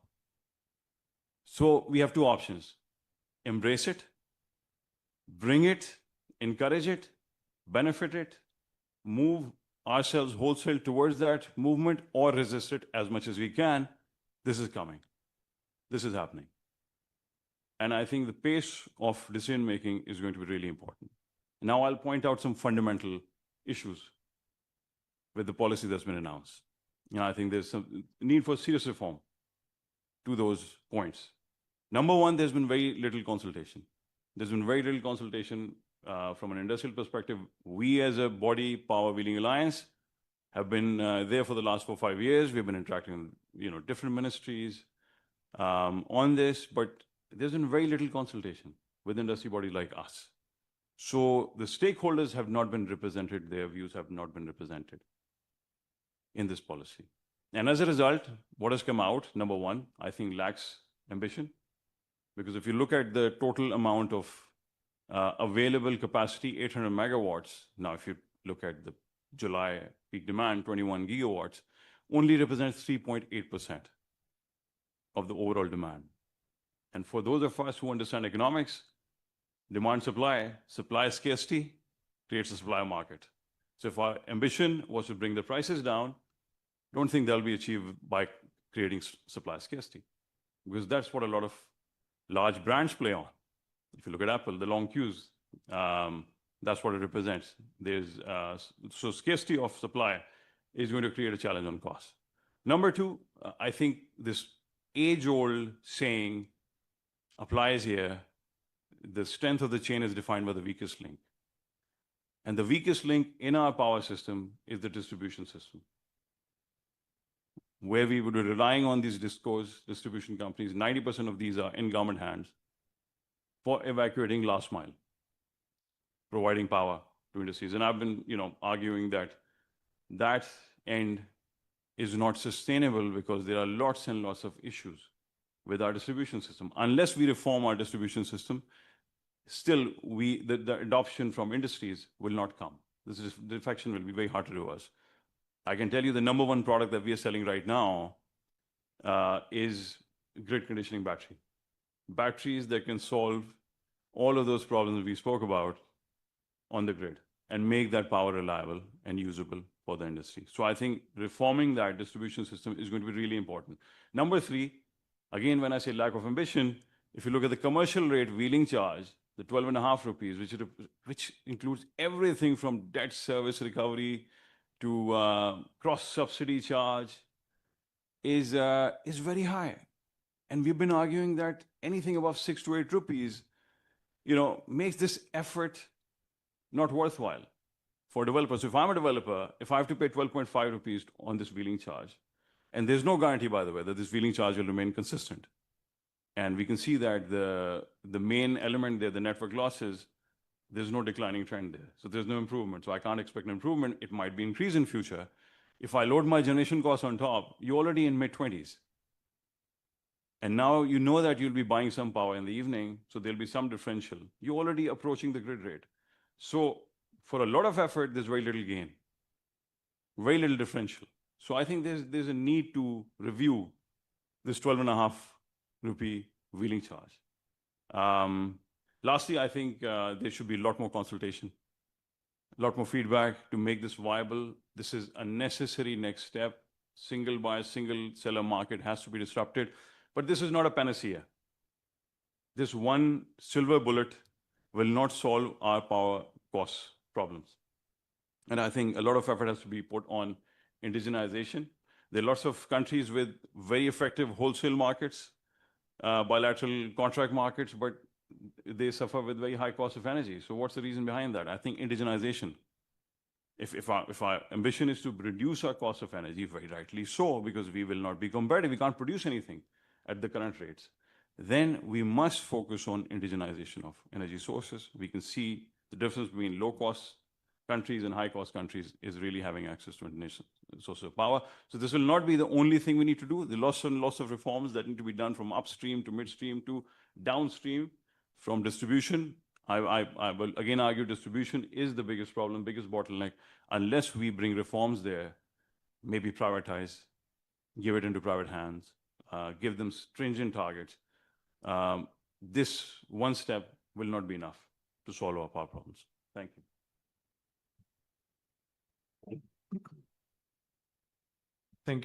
Thank you very much, Mustafa Saab. I think you made very good points, especially with regards to the importance of distribution systems, as well as the overall need for the inclusivity in consultations. So now we move on to Engineer Rana Danial Ali Khan, Founder and Chief Operating Officer of Messrs. Algorithm Consulting Private Limited. Daniel, my question to you will be with regards to smart green grids are often described as the backbone of modern decarbonized electricity systems. In Pakistan context, how can green grid development enhance industrial competitiveness while also supporting renewable energy integration and CBAM compliance? And the second part of the question is that from your experience, what practical steps, whether in technology deployment, regulatory design, or financing, are most critical for Pakistan to start embedding smart green grids, grid concepts into existing transmission and distribution network? Thank you. Hello, can everyone hear me? Especially on the back. Thank you. So I'm Daniel, and I've been working in the renewable sector, especially in the wind industry, for the last 11 years now.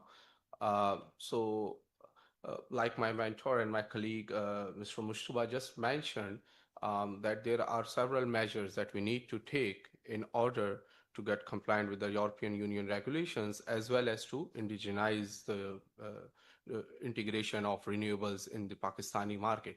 I think the first issue, it's not even about wheeling right now. I think it's more about the grid conditioning that Mr. Mustafa just mentioned.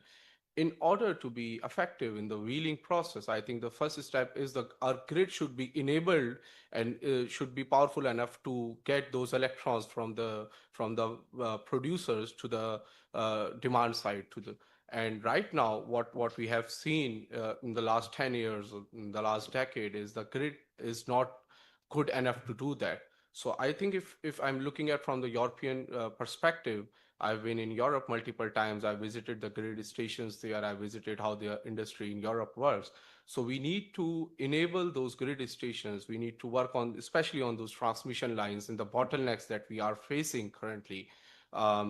So right now, one of the colleagues also mentioned that there are some issues with the transmission side of things. So for example, the load centers are afar from where the generation is happening. For example, if we are talking about the wind industry right now, primarily it is located in the Nuriabad industry, in Jampir and in Karo.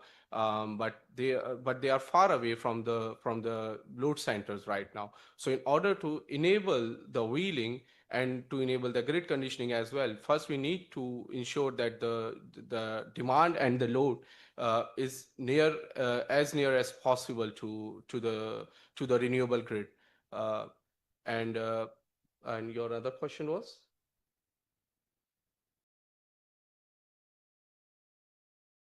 It was regarding the practical steps, whether in technology deployment, regulatory design, or financing, that are most critical for smart green grids. So right now we are working with Rion on this context that we are trying to indigenize the development and the operating costs and bringing down the operating costs, especially on the wind industry right now. So right now the turbines that are installed in Pakistan, most of them, the O&M side of things are mostly handled by international companies. And so what's happening is the plant owners, the IPP owners, are paying a huge amount in terms of the OPEX, in terms of the operating expense of these turbines. And right now we are trying to bring the cost as low to a margin that's almost on the same ballpark as some solar plants right now.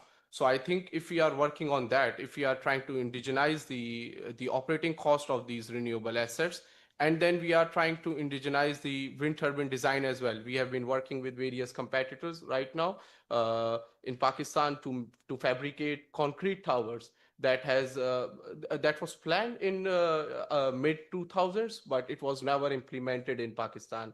And to bring the transportation cost down, if we are trying to ship the turbines from China or from Europe to Pakistan, one of the biggest costs that we are facing are the transportation costs, the sea freight. So if we are able to manufacture those concrete towers in Pakistan, then that can boost the integration of wind industry in the Pakistani market. So we have to indigenize in order to scale the renewable assets. We have to indigenize whatever we can. So we can indigenize the towers, we can indigenize the blades as well. There have been a factory that was built by Coldwind in 2015, and they were manufacturing the towers, the blades. They were trying to manufacture the blades, but they were manufacturing the towers. It was in Champir, but then they closed the factory. So if we are able to manufacture these items in Pakistan, there's a very big chance that we can indigenize them. We met with people from Enercon. They are not installed in Pakistan, but they are installed in India, and they have their facility in India as well. And they were telling that they right now they are manufacturing Enercon turbines in India. So if Indian government can manufacture that, why can't we? If the investors in India can bank those projects, so why can't we? We have to manufacture these items in Pakistan, and so that the cost can come down. Thank you, Daniel. I think your points regarding the overall grid conditioning, the improvement in the transmission line infrastructure and indigenization, especially with regards to O&M, we might not be able to directly go for production of the generating equipment, but I think even if we start off with warehousing, that will be a big step, because last time when we had that import embargo, most of the wind power plants were not running just because we did not have even the spares available for regular operations. So thank you very much. Now we will move on to Mr. Amir Ghaziani Saab, who is the Chief Financial Officer, K Electric, and also the Chairman, K Solar. Sir, as the only private sector DISCO with vertically integrated utility with its own generation, transmission, and distribution network in Pakistan, how does K Electric view the current structure of CTBCM, especially in terms of the use of system charges, the wheeling charges, as Umar alluded to? And what reforms will you suggest necessary to ensure both cost recovery for utilities and competitiveness for industrial consumers? And secondly, sir, I would like to ask you regarding the grid modernization and how it is affecting the overall CTBCM and the green initiatives that you are taking. Thank you. Assalamu alaikum. Thank you very much, OICCI and Alim Saab, for inviting me on this panel. Very important and very critical discussion and subject for the power sector. We all know the challenges and issues power sector is facing. So this is very important subject. CTBCM, I think K Electric need not to be introduced because everyone knows K Electric. It's a private utility in Pakistan supplying power to Karachi and peripheral areas of Karachi. And we are now 113 years old company. So our existence goes back to 1913. And we also have a K Solar, which is a very recently established company, which is a renewable power company supplying power to industrial and commercial clients. We are a competitor of Rion also, but we are very good friends also at the same time. So we are also working on the renewable space big time, doing PPAs, giving solar and now wind solution and battery solutions to a lot of clients, industrial and commercial, not just in Karachi, but overall in Pakistan. So with this, so as I said, that this is a very important subject, and CTBCM is a very important reform, bringing competition and giving the choice to customers, particularly the large industrial customers. So yes, this is a very important reform, but then it is equally important that the right balance is to be set, right? striking the right balance is very important, because I think Dr. Khalid also mentioned that it is not necessary that CTBCM will bring good things every time. There are examples of failures also around the globe. So we have to be very conscious, careful, that whatever we are implementing should bring benefits to the country, and it should not be at the cost of one segment. It should not benefit one and giving loss to other segment. So it should be a right balance. Why I'm saying this? Because we have seen in the past, like we discussed before also, that the net metering policy, when it was started, everyone praised it, that it's a very good thing. But then now we are talking about the issues and the impacts of the net metering policy, because it has over incentivized the solar customers. The benefit is going much more to those who put solar on the rooftop. And who is bearing the cost? Obviously the non-solar customers, because the capacity is not utilized. The increase in capacity cost is being put onto the customers who have no solar. So that's the issue. So that is why you should not create more problems to solve one problem. That's very important. So therefore, my point here is that, as Mushtaba also said, the consultation was not that at that level which it should have been, because there are a lot of aspects which still, I believe, are not considered, which should have been considered. Right now, the 12.55 rupee wheeling charge, which has been determined, it doesn't have any stranded cost, right? What it has been mentioned, that the stranded cost is to be decided based on auction, and there is no reserve price in the auction also.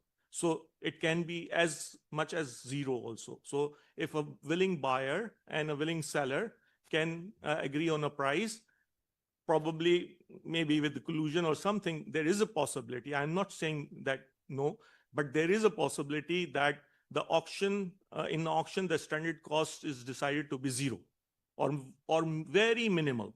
That means that if the new generation comes in, right, it will not be paying any stranded cost to the existing generation plants or to government to absorb that capacity cost. And if it is not the case, then where this capacity will go? Because the bulk power consumer will go out of the system, the cost will remain there. And then again, the issue will arise that the cost has to be absorbed by those who are not on the CTBCM market. So what is the answer to that? So that is very important aspect. I believe there should be some reserve price, at least to absorb some cost, capacity cost, which is the real issue in the power sector right now. Why we are doing this? We're doing this because we want to create growth, right? But then not at the cost of others or those industrialists or those consumers who are not on this. So then again, one thing which is very good, which has been done, that government has decided that it has to be done in a phased approach. It is not just that they open up everything and now, so that's very good that they want to analyze, they want to study, they want to see that what are the impacts, and then they will go in a phased manner. The first phase is 800 megawatt, and then they will go for the next phase, and then they will see. But the point is still there, that have they created the right balance or not? Another important element is distribution network, transmission network, which we all know. Other than K Electric, all distribution companies are government owned. The investments they made in the past on the transmission side, there has been a lot of discussion on the transmission constraint in the national grid. South power cannot be transmitted into the central. So all these issues are very, very important and critical before starting this CTBCM, because if you don't have the network, the right network, how will you be transmitting? How will you be delivering power at the consumer end? And so that is very important. And I believe that for this, the solution was privatization, right? Which has been in the agenda since so long, right? But it has never been come to fruition, or it has not been done yet. So the point is, who will make those investments in the transmission or distribution network, right? If it is to be in the government hands, right? Will they have the fiscal space? Will they be able to do it? And they can give the access, reliable access? There is a question mark, right? So first thing first was to be private, was to do the privatization also, so that the new investment also come. We should also put that in the agenda, that privatization should be done, and that in my opinion, in our opinion, will resolve so many issues, the governance issues, the losses issues. We all know electrons are being lost because of technical reason, because of theft, and then there are issues on the recovery side also. So if this is to be privatized, the operational gap, the operational issues would have been resolved, the investment would have been done, and the networks would have been more reliable. So all these things, I think, is important, which needs to be considered, because it's a good storyline. Like you can say that, wow, the CTBCM, the competition is starting. It can be a good storyline. A headline would be very good, attractive. But then all the ticks are being done. That's a question that we need to see, and therefore the consultation, stakeholders' involvement is very important. So that's where I see still something which needs to be done. And in our opinion, these things should be addressed. So this is what. Welcome. That's what. That's okay. Second round? Okay, I'll order for second round. Thank you, Amir Saab. Yeah, and on the second thing, I think on the smart grids and the renewable integration, which you have mentioned, I think we have started in the regulated space already. Renewables are the future. We have to include solar, wind into our mix, and for that, smart infrastructure and green grids and all these are required. We have done successfully competitive bidding for the first time in Pakistan, and the results were phenomenal. Let me tell you that nobody expected those kind of tariffs when we started competitive bidding. Government started at benchmark of 4 cents, but they did not get any bid. When we did, Alhamdulillah, we had 640 megawatt of plants, three projects, and in the competitive bidding. And in the hybrid project, the bid was around 3.08 cents, right? So much lower than 4 cents. And we are still discussing with stakeholders and government that let's start it as soon as possible, because it is much lower than the energy cost. Forget about capacity. It is much lower than the capacity cost we have right now. So it will save a lot of dollars in terms of energy costs. And for that, KE is already ready, because we have invested huge amounts in our infrastructure. Our network is resilient. Our network is ready to take care, to include all those renewables. So we have infrastructure to incorporate wind, solar in our system. And for that, let me tell you, a lot of global financial institutes, lenders, they are more than willing. They're more than willing to fund those green projects. And even though the situation of Pakistan, there are a lot of uncertainties, but even then, the foreign lenders are willing, because they have their own, especially their DFIs, development financial institutions, they have their own targets for development. So they are also very keen. And in those 640 megawatt projects, we got a lot of good interest. The investors who were bidding, they also mentioned that they have very good term sheets from foreign lenders. So on the grid side, we are ready. Our infrastructure is ready, because we have invested a lot in the past. and that's the future. Thank you. Thank you very much, Amir Saab. Um, I think the points, especially that you alluded to regarding the grid modernization, the alternate financing availability, and the requirement for inclusive consultation, especially when a government is designing incentivization schemes, they're really important. So next up, we will be going to public sector disco. We have Mr. Arkam Ilyas, who is Manager Planning and Forecasting at LESCO. Arkam Saab, if you will like to shed light on grid modernization and shifting to smart grids, especially once we start linking it to CTBCM. Over to you, Arkam Saab.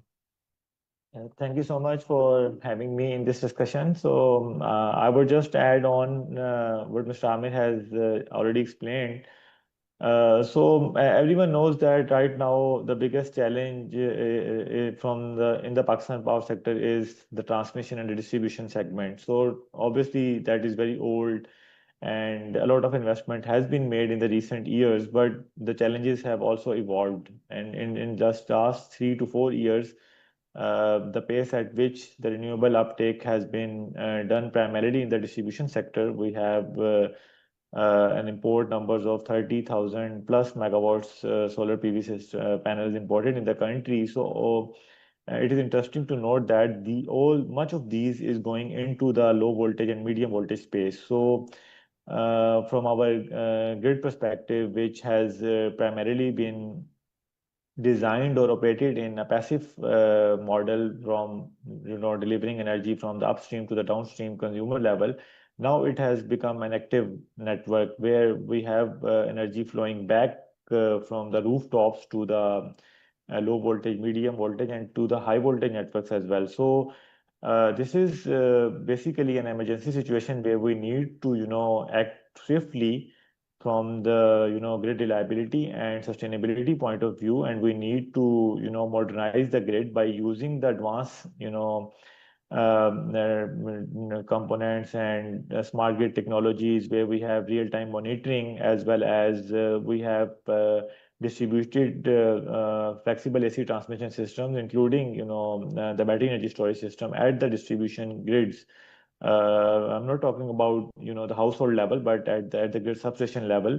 So these are the much needed things right now, where which will stabilize the grid and also will make the uptake of more and more renewable energy sustainable. And also this will help going forward in the CTBCM regime, where we will have ancillary markets being developed in the second phase, and also delivering that energy to the end users, to the BPCs who will be participating in the bilateral contract portfolio market.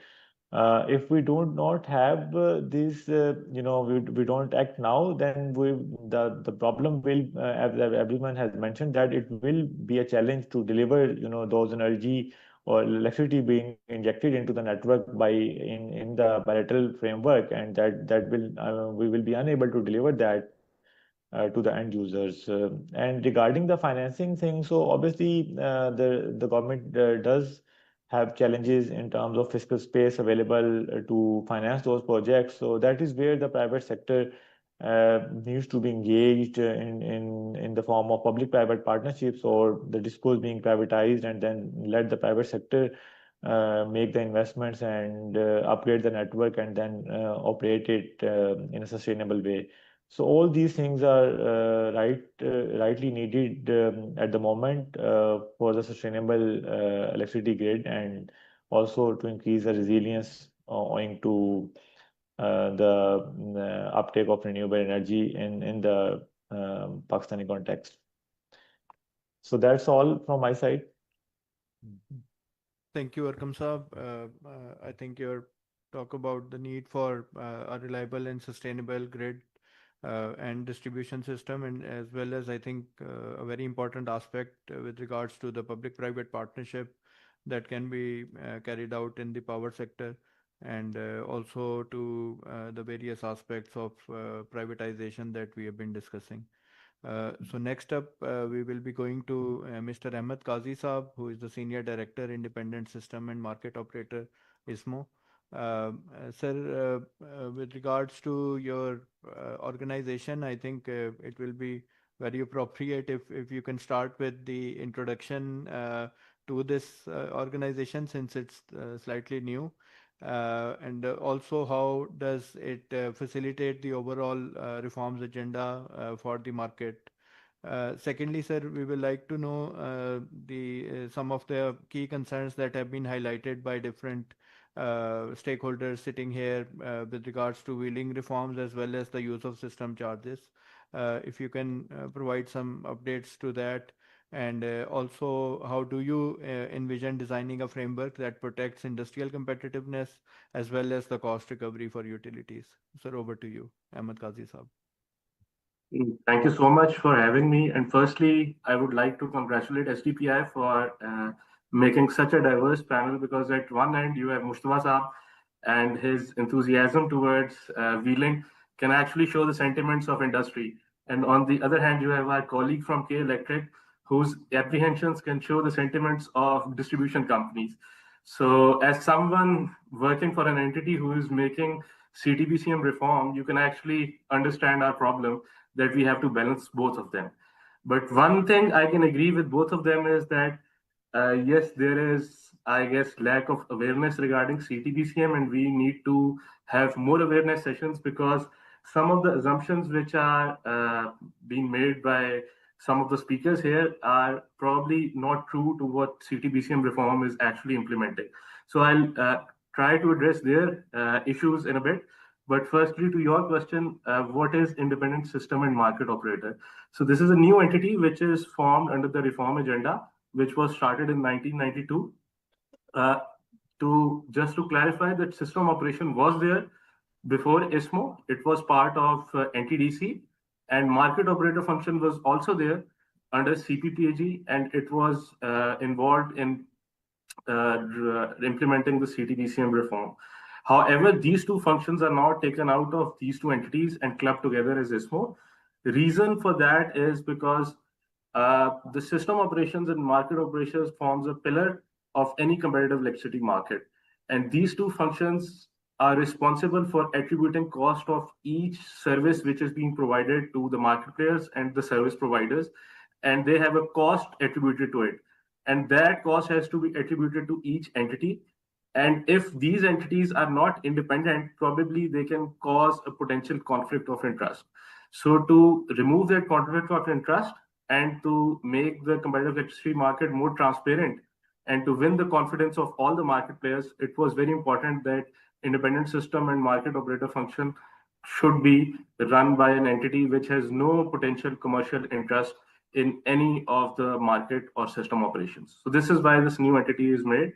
As the name suggests, it has three functions. It is responsible for system operations. That includes the dispatch of generators, providing ancillary service, and overall maintaining the supply-demand balance. Then we have the market operator function, which will perform the settlements and the market operations of the competitive electricity market, where the bilateral contracts will be done between the parties. However, any imbalances or any capacity or energy imbalances which will be there in the market will be settled by this function. Then we have another function which is the planning of generation. We call it the IGCEP indicative generation capacity expansion planning, which also comes under the ambit of ISMO.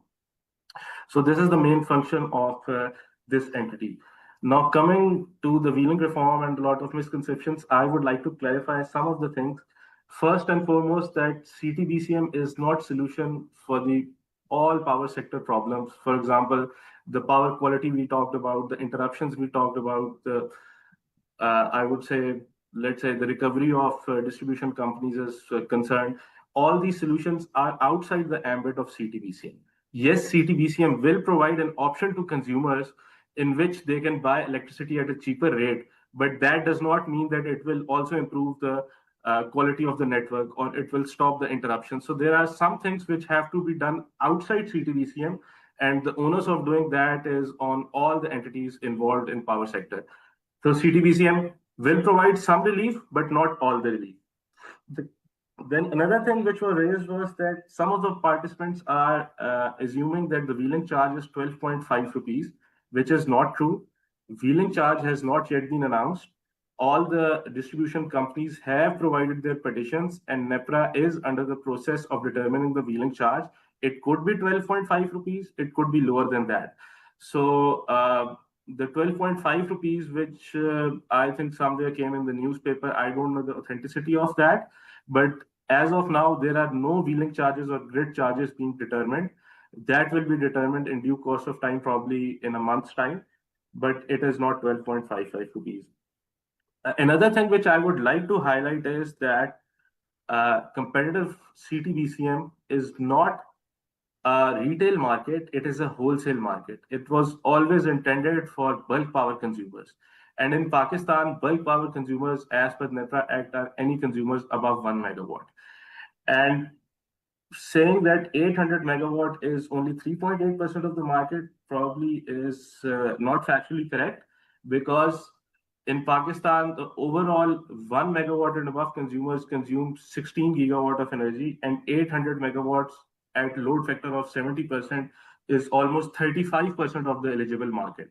So we are introducing market for the 35% eligible consumers, not 3.8%. That is also something which we need to look after. Also, another thing which was highlighted was that probably there are some other charges which the consumers will have to bear. For example, in terms of imbalances, if you generate electricity at the daytime, then probably you will have to buy at a higher price at night time. In this assumption, all the industrialists are thinking about solar. However, CTBCM is not only for solar generation, it is for solar, it is for wind, it is for run-of-river and any other thermal-based plant which can generate electricity. So probably if you see at wind pickups and died. So anyone who installs wind generator will be at benefit, because at the daytime he will be buying electricity at a cheaper rate, and at the night time he will be settling electricity at the higher rate. So, and if we talk about run-of-river, of course, run-of-river actually generates more electricity in summers, and in winters it generates less electricity. So that means that any plant who is at run-of-river technology will actually benefit from CTBCM. So don't look at it from the lens of only solar power plants or BESS or the business you are in. Rather look at a policy level which is available for all the generation technologies. Then again, a lot of consultation has also been done on CTBCM. I would like to mention some of them. For example, we have done almost more than 6 workshops in LUMS, which was purely focused on CTBCM and wheeling charges. Then there are 7 roadshows which are conducted not by us, but by NEPRA.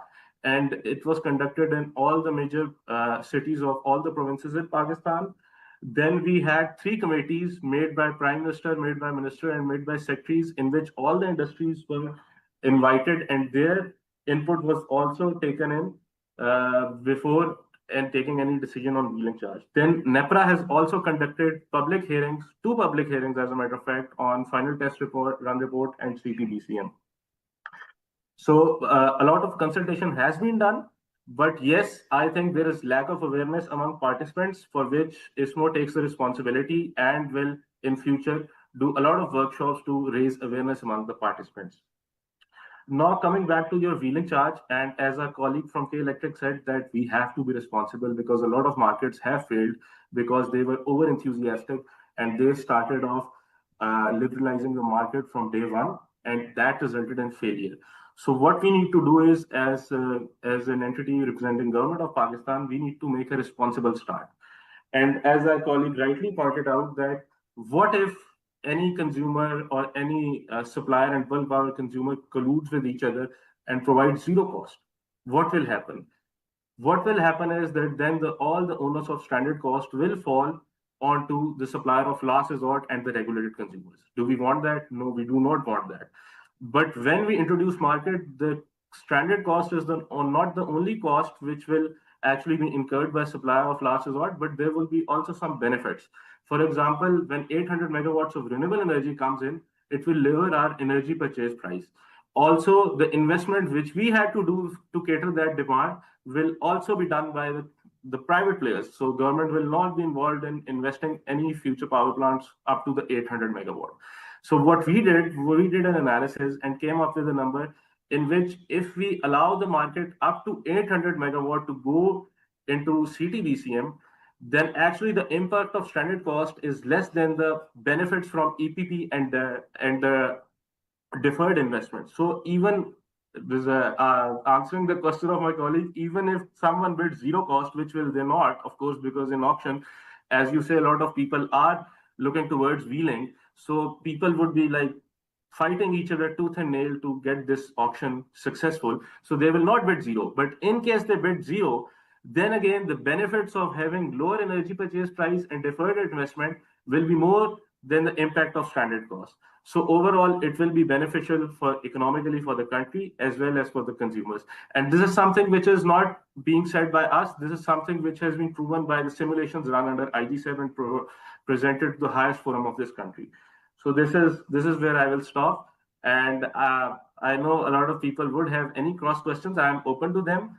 If you need any further clarity, we can give over here, as well as we are always available in our office. You can come in, you people can ask questions, but I would request that our discussion should be based on facts, and we have done a lot of things, so we are here to answer you, but let's make this successful with a responsible start. So thank you so much. Thank you, Ahmed Qazi Saab, and thank you for explaining ISMO for our participants, and also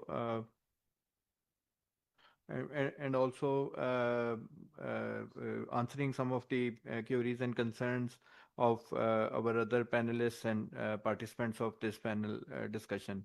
So I'll go back to the panel for a second round. Mainly, this round will be focusing on solutions. I think we have discussed the problems, and I will request in the same format, in the same pattern, if we can discuss some pressing policy or regulatory reforms recommendations that you will like to suggest, which will be the main takeaways from this panel. So we can start off with Mr. Saab and then carry forwards. Gee, thank you. So I just want to congratulate Amir for, that wonderful auction they've done, 640 megawatts. That was definitely a record-breaking, initiative, and this has set the pace. So we know that better prices can be achieved through a market mechanism. I think he established that. So he's a friend, and I just want to say a few things before I come to your point. Again, it's very important to stay focused on what is our North Star. Sometimes we get too confused and try and achieve too many things at the same time. What is the North Star? What are we competing against in the world? I'll just give you one example. There's a country called Ethiopia. Ethiopia has been attracting record amount of investment into data center space. Gigawatts and gigawatts of data centers are going into Ethiopia. Why? No red tape. 4 cents, less than 4 cents per kilowatt hour rate of electricity compared to wherever we are, 10 plus cents. So, and no red tape.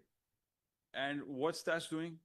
That's taking a lot of this new energy demand, which comes from this AI, generative AI. We know that's going to be the largest consumer of power. Full stop. That's going to be the largest consumer of power as a segment in the world. And they're attracting lots of it. So we have lots to learn from those people. So what is the North Star? If we are trying to achieve low cost of energy, then we have to move away from this concept that everybody has to be a winner. There will always be winners and losers in any setup. And that's what the market mechanism means. Market mechanism means in every day there are winners and losers in that. So that brings me to the issue of stranded costs.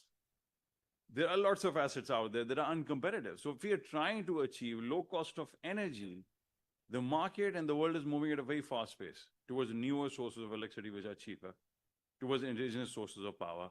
That means there will be losers. So we should not try and extract concepts like stranded cost from consumers, because there's a term in gambling, and I'm not a gambler, there's a term in gambling called don't throw good money after bad money. So we should not throw good money after bad money. No new investor would like to come in and subsidize old plants and old setups. So I think that's one thing I just want to clarify. And, I'm from a strategy background. Strategy is always about choices. So if we as a nation are making a strategy, we should choose. And we should, of course, choose wisely towards what's important for us from an overall perspective. Now, coming back to the reforms, I think I've already touched upon a few things. I think this has been an open process, consultative process. The right decision has to be made. I think our only guiding light should be truth and the whole truth, nothing else. Not what will favor everyone or one segment or the other segment. What is in the better interest of the country? What will drive down costs? What will bring back demand? I think the biggest issue facing right now, our power system, is demise of the grid. And that has to be arrested. And I think in order to avoid that, I will again emphasize the speed of decision-making is incredibly important. Our current decision-making process, our bureaucratic setup, 6 years or 7 years, whatever time it has taken us to get a CTBCM, is completely out of step with the market. 10 years, sir. The wheeling policy has been there. It's taken us so long to get to this point, to the point where we are now talking about demise and death of the grid. So the world is moving at a much faster pace.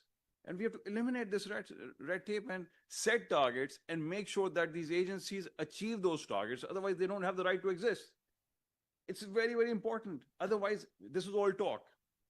If decision-making does not follow, and if reforms aren't done, then I can say this from the private sector, that utility death spiral is real and it's happening today.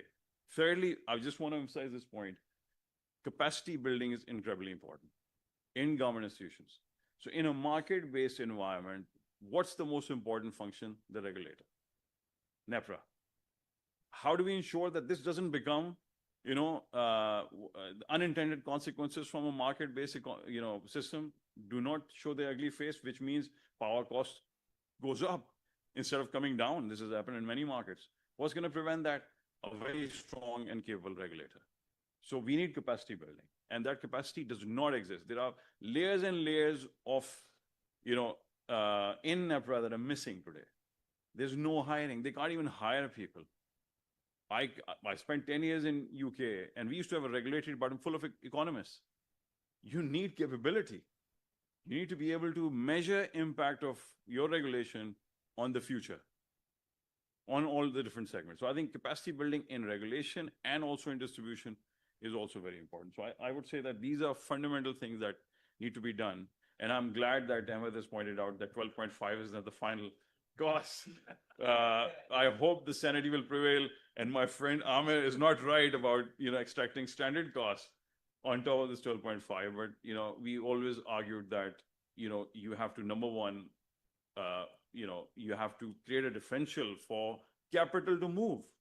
Capital needs some incentive to come in and make an investment. 800 megawatts is a lot of investment.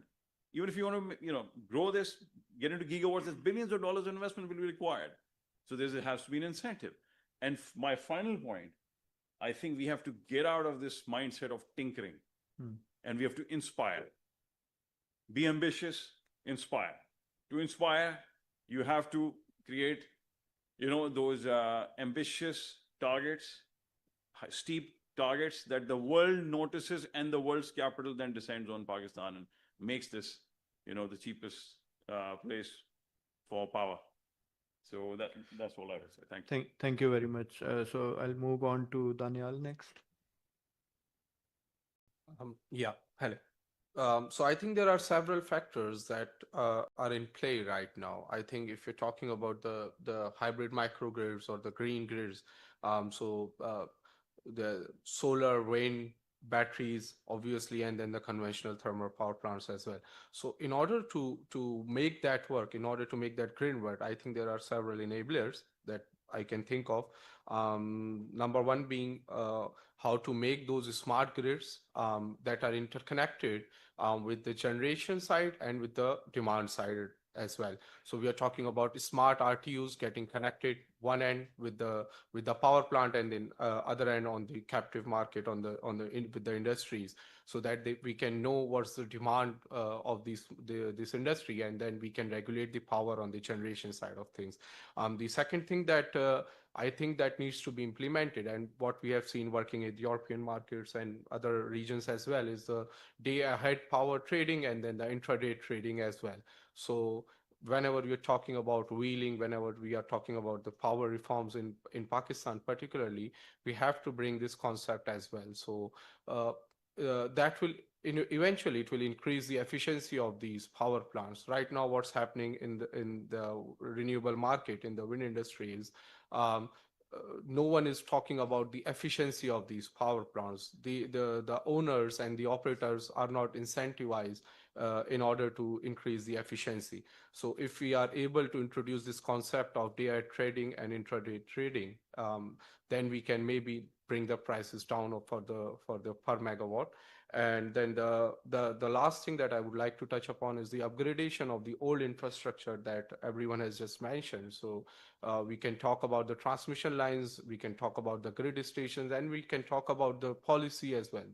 Those needs to be upgraded as well. So I think if we can address these 3 or 4 things, one being the policies, the bottlenecks that we are facing in the transmission lines, because even if we are trying to do wheeling at 12 and a half rupees or 6 rupees or 15 rupees, wherever it comes down to, if we are not able to transfer that power, if the consumer doesn't get a reliable source of power at the end of the day, you can reduce the rate to 6 or 5 or 4 rupees for that matter. People will not rely on your grid then. They will always opt for generating their own power within their own vicinity if they don't get reliable power. So we have to maintain, we have to ensure that the consumer and gets conditioned power with perfect voltages and frequencies. And then obviously we need to implement those policies for the trading as well. We have seen that being done in Europe, in Southeast Asia, in our neighboring countries as well. So I think those should be the next steps. Thank you. Thank you, Daniel. So I'll move on to Mr. Amir Ghaziani sir. Thank you. Just want to clarify. We believe that competition is good, right? So we are all up for competition, and K Electric is upbeat for that. We are not saying that we should not go into the competition. CTBCM, the point which I was making, that we have to have right techs. It has to be a right balance, because sustainability of the sector is important. It should not be impacting the sustainability which we have seen in the past. That's very important. We have to see one point which also is very important. Currently in the CTBCM design, supplier of last resort cannot enter into competitive market.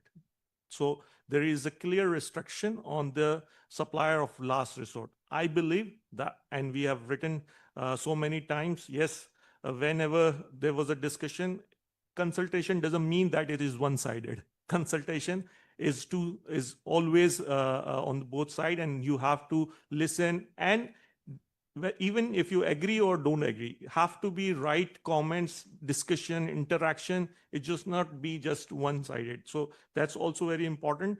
I believe, and we believe that if you put up that condition, then you are restricting the competition also, because then the distribution business will die. Because if they cannot enter into the competitive business, would we be able to privatize them? Are we solving the problem or creating more problems? So that is also we have to see.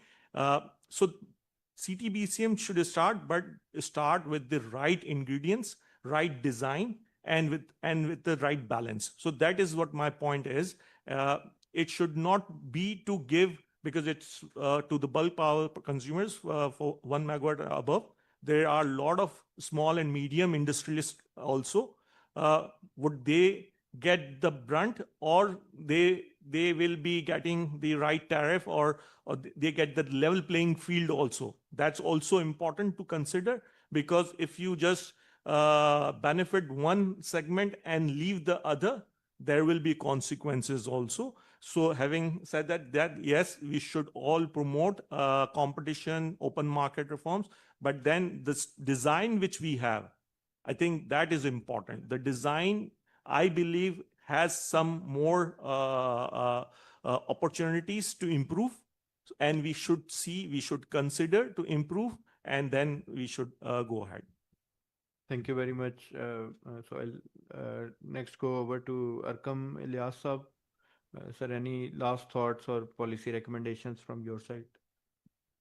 Yeah, so as I already mentioned regarding the public-private partnerships in the grid modernization space, so I guess one last thing I would like to add is the example we have from the HVDC line, which is constructed in the private space, and this is a very interesting project and lesson for the transmission and the distribution segment as well, because historically we also have a lot of challenges in terms of implementing or execution of mega projects in the transmission and distribution space. This is a very common problem prevailing in the power sector. We do have projects which are planned and which are being financed as well, but the implementation and time delays is a big challenge there. So this is interesting to learn that within the same country, the HVDC project was constructed in a record time, and that's also had like more than 800 kilometers length. So the same experience was the same, lesson can be adopted, and the projects can be, speed up by bringing in the private sector to, ramp up the rate of upgradation or modernization of the infrastructure which is needed to deliver the power to the end users. So that's all from my side. Thank you, Arkam Saab.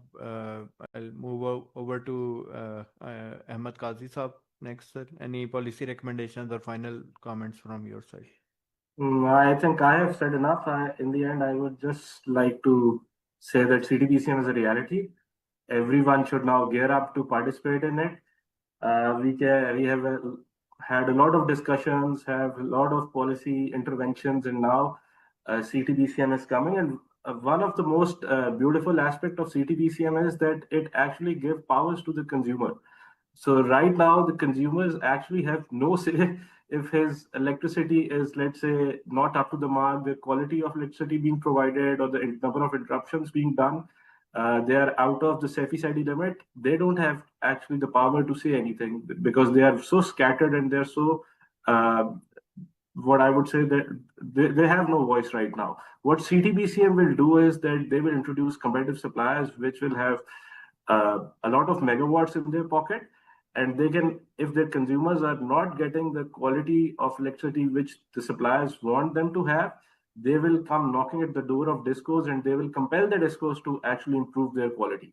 So this is one beautiful aspect of CTBCM, and discos should gear up for this, and discos should start improving themselves. And in the end, I would just like to say regarding the conflict of interest, our point of view is that K Electric, like our colleague said, has not been given the right to be the competitive supplier. We believe is because if the supplier of last resort is given the power to be competitive supplier, it might actually use its cheap electricity to serve the consumers of competitive regime and might disadvantage the consumers of regulated regime by actually giving the expensive electricity. This is our view, but in global practices, supplier of last resort with the kind of market we have are not given the right to be competitive suppliers. So this is our point of view. We have submitted our submission to NEPRA. K Electric has also, and other supplier of last resorts might also have submitted. So NEPRA can decide on it, or probably they have decided. So, but we oppose the supplier of last resort to be the competitive supplier. So that's all. Thank you. Thank you very much, Ahmed Qazi Saab. So I'll now move over to special remarks by Mr. Imtiaz Hussain Baloch, who is Director General at NEPRA. Baloch Saab, we have heard a lot of different speakers from different backgrounds, and I've seen that you have been with us since the morning. Sir, I will like you to... काफी लंबी सजा दी है आपने वैसे. Sir, sir, I would request you to just sort of sum it up and also give your concluding remarks and also NEPRA's take on it. Thank you. Thank you very much, ji. Assalamu alaikum, ji, everybody. So, thank you for giving me the chance. دیکھیں جی discussion تو تقریباً ہر aspect سے ہو چکی ہے. جہاں تک regulatory frame work ہے اس کی بات ہے تو we have tried to place all the ingredients جو پاسبل تھے رولز اینڈ ریگولیشنز کی فارم میں, اور ایکسپیکٹڈ یہی ہے کہ یہ سپٹمبر میں شاید اس کا CMOD اناؤنس ہو جائے. لیکن جیسے کئی اور دوستوں نے بھی کہا, میں بھی اس پہ بڑا کلیئر ہوں کہ پاور سیکٹر کے جو 70 سال کے مسائل ہیں شاید وہ ہم اس ایک CTBCM کی انٹرونشن سے تو ریزالو نہ کر سکیں. پھر جو فنڈامنٹل میں فیل کرتا ہوں, اور میرے خیال میں وہ ہوتا بھی ہے, ایک ٹلٹ ہوتا ہے انسان کا, جس چیز ایریا کی ایکسپرٹیز اس کے پاس ہوتی ہے وہ اس کا ٹلٹ اسی طرف ہوتا ہے. اگر کوئی کنسلٹنٹ رینیوبل میں ہے تو وہ ظاہر ہے رینیوبل کا کو ایڈوکیٹ کر رہا ہوتا ہے. یوٹیلیٹی کی اپنے اسپیکٹس یا ایشوز ہیں, ڈیفینیٹلی وہ بھی دیکھنے والی چیز ہے. اب ریگولیٹر کا اپنا ایک پرسپیکٹو ہے, اور میں ہمیشہ جب بھی کبھی ایسے سیمینار میں جاتا ہوں تو میرا ہمیشہ یہی ہوتا ہے کہ ریگولیٹر کوئی اپنے سٹیک ہولڈر سے زیادہ عقل مند یا ہوشیار نہیں ہو سکتا. It's the stakeholder that make him wise نا. جہاں تک اس کی اب سچویشن ہے, ڈیفینیٹلی بہت ساری انٹرونشن ہو رہی ہیں. سولر یا رینیوبل کی جو پرائسز نیچے آ رہی ہیں, پھر ہم CTBCM کے ساتھ مارکیٹ کھولنے جا رہے ہیں. By the way 800 mega what جو ہے وہ ایکچولی ٹرانسلیٹ ہوگا تقریباً 3500 میگا واٹ میں, کیونکہ فرم کیپیسٹی بھی آپ نے کنسیڈر کرنی ہے. تو یہ صرف 800 میگا واٹ نہیں ہے, ایکچولی یہ تقریباً 3500 میگا واٹ کے قریب ٹرانسلیٹ ہوگا, اگر ہم اس کو جو ریسنٹ IG سیپ بھی آیا ہے اس میں بھی یہ انڈیکیٹڈ ہے. تو باقی دیکھیں ایشوز رہیں گے, لیکن کچھ چیزوں میں مجھے کلیئرٹی نہیں آتی کہ ہم یہ جو آف گریڈ یا مائکرو گریڈز کی جو بات کر رہے ہیں یہ ہم کون سی انڈسٹری انویسج کر رہے ہیں. کیونکہ جو اب تک میرا نالج ہے اس کے حساب سے تو انڈسٹری کسی نہ کسی طرح نیٹورک سے کنیکٹڈ ہے. تو کیا وہ پورا آپ اس کو آئسولیٹ کر کے دیکھ رہے ہیں؟ وہ شاید ایک آدھ کوئی ایگزامپل تو ہو گئی ہو, لیکن پریکٹیکلی یہ کس طرح چلتی ہیں ساری چیزیں, اور افیکٹولی بات تو پھر کاسٹ پہ ہی آئے گی کہ کاسٹ کس طرح ہم کرتے ہیں. لیکن جو سب سے بڑا اسپیکٹ جو ہم مس کر رہے ہیں اس وقت وہ سرپلس کیپیسٹی کا ہے. دیکھیں وہ تو مجھے بھی پتا ہے کہ آج اگر ہم سارا جو ہے اس کو ختم کر دیں, ہمارے پاس کوئی میجک بال ہو کہ یہ جو ہم چاہے جو بھی ایشو رہا ہے, غلط ہم نے کیا ہے, برا کیا ہے, اچھا کیا ہے, جو بھی ہے اس میں ہم نہیں جاتے, لیکن اب ایک انسٹالڈ کیپیسٹی ہمارے پاس ہے, اب اس کا کیا کیا جائے؟ اس پہ بھی کوئی تھوڑی ڈیبیٹ ضروری ہے, کیونکہ 40,000 میگا واٹ ہم نے لگا لیا ہے اور اس میں میکسیمم 60% تو بیس لوڈ پلانٹ ہے. اب اس کا کیا کیا جائے؟ مطلب یہ تو بڑا آسان ہے کہ میں کہہ دوں کہ جی آج سے سب اچھا ہے, میں سولر بھی لگا لوں. میں خود سولر لگایا ہوا ہے بائی دا وے, ٹھیک ہے, لیکن فیکٹ یہی ہے کہ میں انجوائے بھی کر رہا ہوں اس کو. تو اور دیکھیں یوٹیلیٹی کو بھی ریلائز کرنا پڑے گا, اور جو اینڈ کنزیومر ہے اس کو بھی ریلائز کرنا پڑے گا.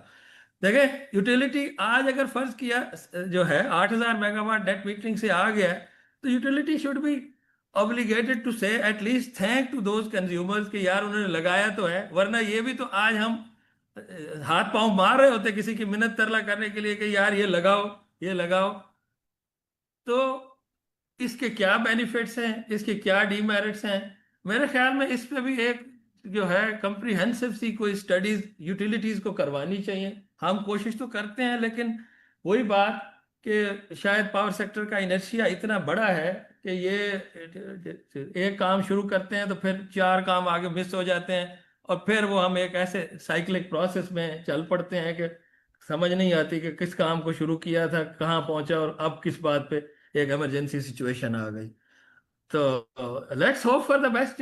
دیکھتے ہیں کیا سچویشن ارائز ہوتی ہے, لیکن میرے خیال میں لائف کے لیے ایک ماڈریٹ اپروچ ضروری ہے. نہ بندہ ایک سوئنگ پہ چلا جائے کہ جی مجھے گریڈ کی ضرورت ہی نہیں ہے, بالکل میں سارا کام کر سکتا ہوں, کیونکہ जैसे ही सूरज गरूब होता है तो सबसे पहले मैं ही लाइट ऑन करता हूँ कि भाई अंधेरा हो गया है। वो मेरा सोलर तो किसी काम का नहीं है, अब मुझे ग्रिड की जरूरत है। तो लेट्स होप कि ये जो है इसकी CMOD अनाउंस होती है और कोई रैशनल किस्म की इसका यूज ऑफ सिस्टम चार्ज भी हम डिटरमिन कर देते हैं। जैसे हमारे कुलीग ने बताया ISMO से कि अभी तक तो वो एक अखबारी खबर है। यस, पिटिशंस कुछ आ गई हैं और शायद कुछ एडमिट भी हुई हैं, तो आजकल में उसका भी जो है पब्लिक कंसल्टेशन के लिए चला जाएगा। तो let's hope for the best. This is from my side जी, थैंक यू वेरी मच। जी जी, शुक्रिया इम्तियाज साहब for speaking so truly. I think with this we'll be going towards the discussion session and any questions, comments you have. I think firstly we'll go to Irfan साहब. तो इरफान साहब again represents one of the renewable energy efficiency expert. Wind sector को भी बहुत देखते हैं and he has been in the power sector since long. So जी इरफान साहब please. My question is for ISMO. Is the gentleman there? जी अहमद साहब, अहमद काजी साहब, are you with us? Ji he is here. Yes. Ahmed Saab, the two main goals for CTBCM were creating market transparency and lowering tariffs. Now, as far as transparency is concerned, it is somewhat lost in the blockchain of use of system charges. You will agree to that. But it will become more transparent if we would display your dashboard. That is, ISMO would display its dashboard real time online, like other countries. Right. Coming to lower tariffs, with the wheeling tariff of, let's say, around 10, 12 rupees, which we have yet to announce, and KE getting bids for 3 cents for a 640 megawatt, project. I think this will be very high. And the aim of CTBCM to lower the tariff won't be possible. So coming to market operator, the new names you have given, market operator, system operator, for example, has to see that grid code is followed. That's its major job. And that, I presume, is grid code 2023, which is, I think, generally people think that it's not implementable. Otherwise, you would have implemented it in the government's grid stations or NTDC grid stations, etc. also, and government IPPs as well. Now, as coming to market operator, major job of market operator is to allocate legacy contracts to DISCOs and to see that they are done properly. So that is coming back to square one. This MRC model, I think, has to be reviewed because it is a status quo, just the change of names. Thank you so much. Thank you. Ji, Ahmed Saab, if you'd like to respond to it, please. Firstly, sir's question was that to bring transparency, we should definitely show our numbers on the dashboard. So under the CTBCM regime, we have a market management system in which all the market players who will be participating under CTBCM or otherwise as a supplier of last resort, right now have the access to our numbers. So all the market players, including distribution companies, because they are the only market players right now, can access our dashboards and can get the numbers. Of course, as the time passes and new market players register with us, they will also be able to have access to this information. And because CTBCM right now is under the test run, this information is not available for public, but for only the market participants. But in future, going forward, yes, we will be able to display some numbers for the public, but all the numbers for the market players. So this is how we envision transparency. And one of the issues because of which independent system and market operator was created was to ensure transparency. Because let's say if there are certain number of transmission constraints and the system operator is under the ambit of the transmission company, then that creates a potential conflict. And likewise, for a single buyer model and a multi-buyer model to be under the ambit of same company also creates some conflict of interest. To ensure that that conflict of interest does not exist, the independent system and market operator has been attributed and has been operationalized right now. So it ensures transparency, and going forward, the transparency would increase definitely. As for the other sweeping statements Sir has given, I could only say that these things have been looked after. There were legacy contracts, and of course, legacy contracts have to go somewhere. And right now, no distribution company or supplier of last resort knows that what amount of megawatts does it share in the power pool. For example, can today LESCO say that I know how much power I have installed for LESCO only? No, because the power has been procured in a combined manner for all 10 distribution companies. And going forward, when any distribution company has to expand independently, if it's a private player like K Electric, let's say LESCO is privatized in future, how will they be able to expand their power generation if they don't know how much power they right now have? So call it MRC model or call it CTBCM model or whatever, but it was absolutely necessary to allocate the legacy contracts to each disco so they can procure their power in future accordingly.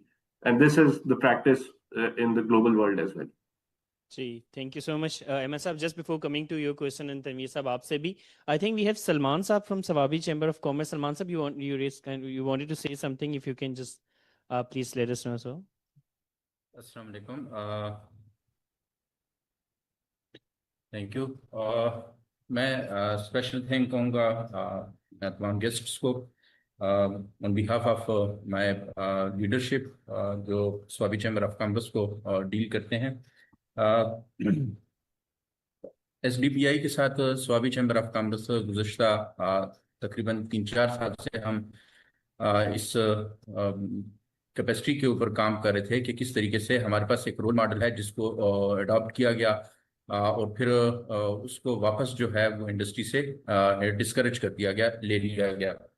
अभी जो research paper publish हुआ है या उसमें competitive जो industrial policy है, industrialisation की policy है, उसकी बात की गई है, एनर्जी कैपेबिलिटी की बात की गई है, जियोग्राफिकल इक्वेलिटी की बात की गई है. तो ये तमाम की तमाम चीज़ें बहैसियत मतलब एक कंट्री के लिए या हमारे लिए इंतहाई ज़रूरी हैं ताकि हम पॉलिटिकल इंटरवेंशंस को जो पॉलिसीज़ बनती हैं उनके अंदर कम करें. और जो SIFC का फोरम है या मतलब इस तरीके से जिस तरीके से ओवरसीज इन्वेस्टर्स का जो चैम्बर है उनकी जो एक्टिविटीज़ हैं for the promotion of investment and trade in the country, उनको जो है वो फोकस किया जाए.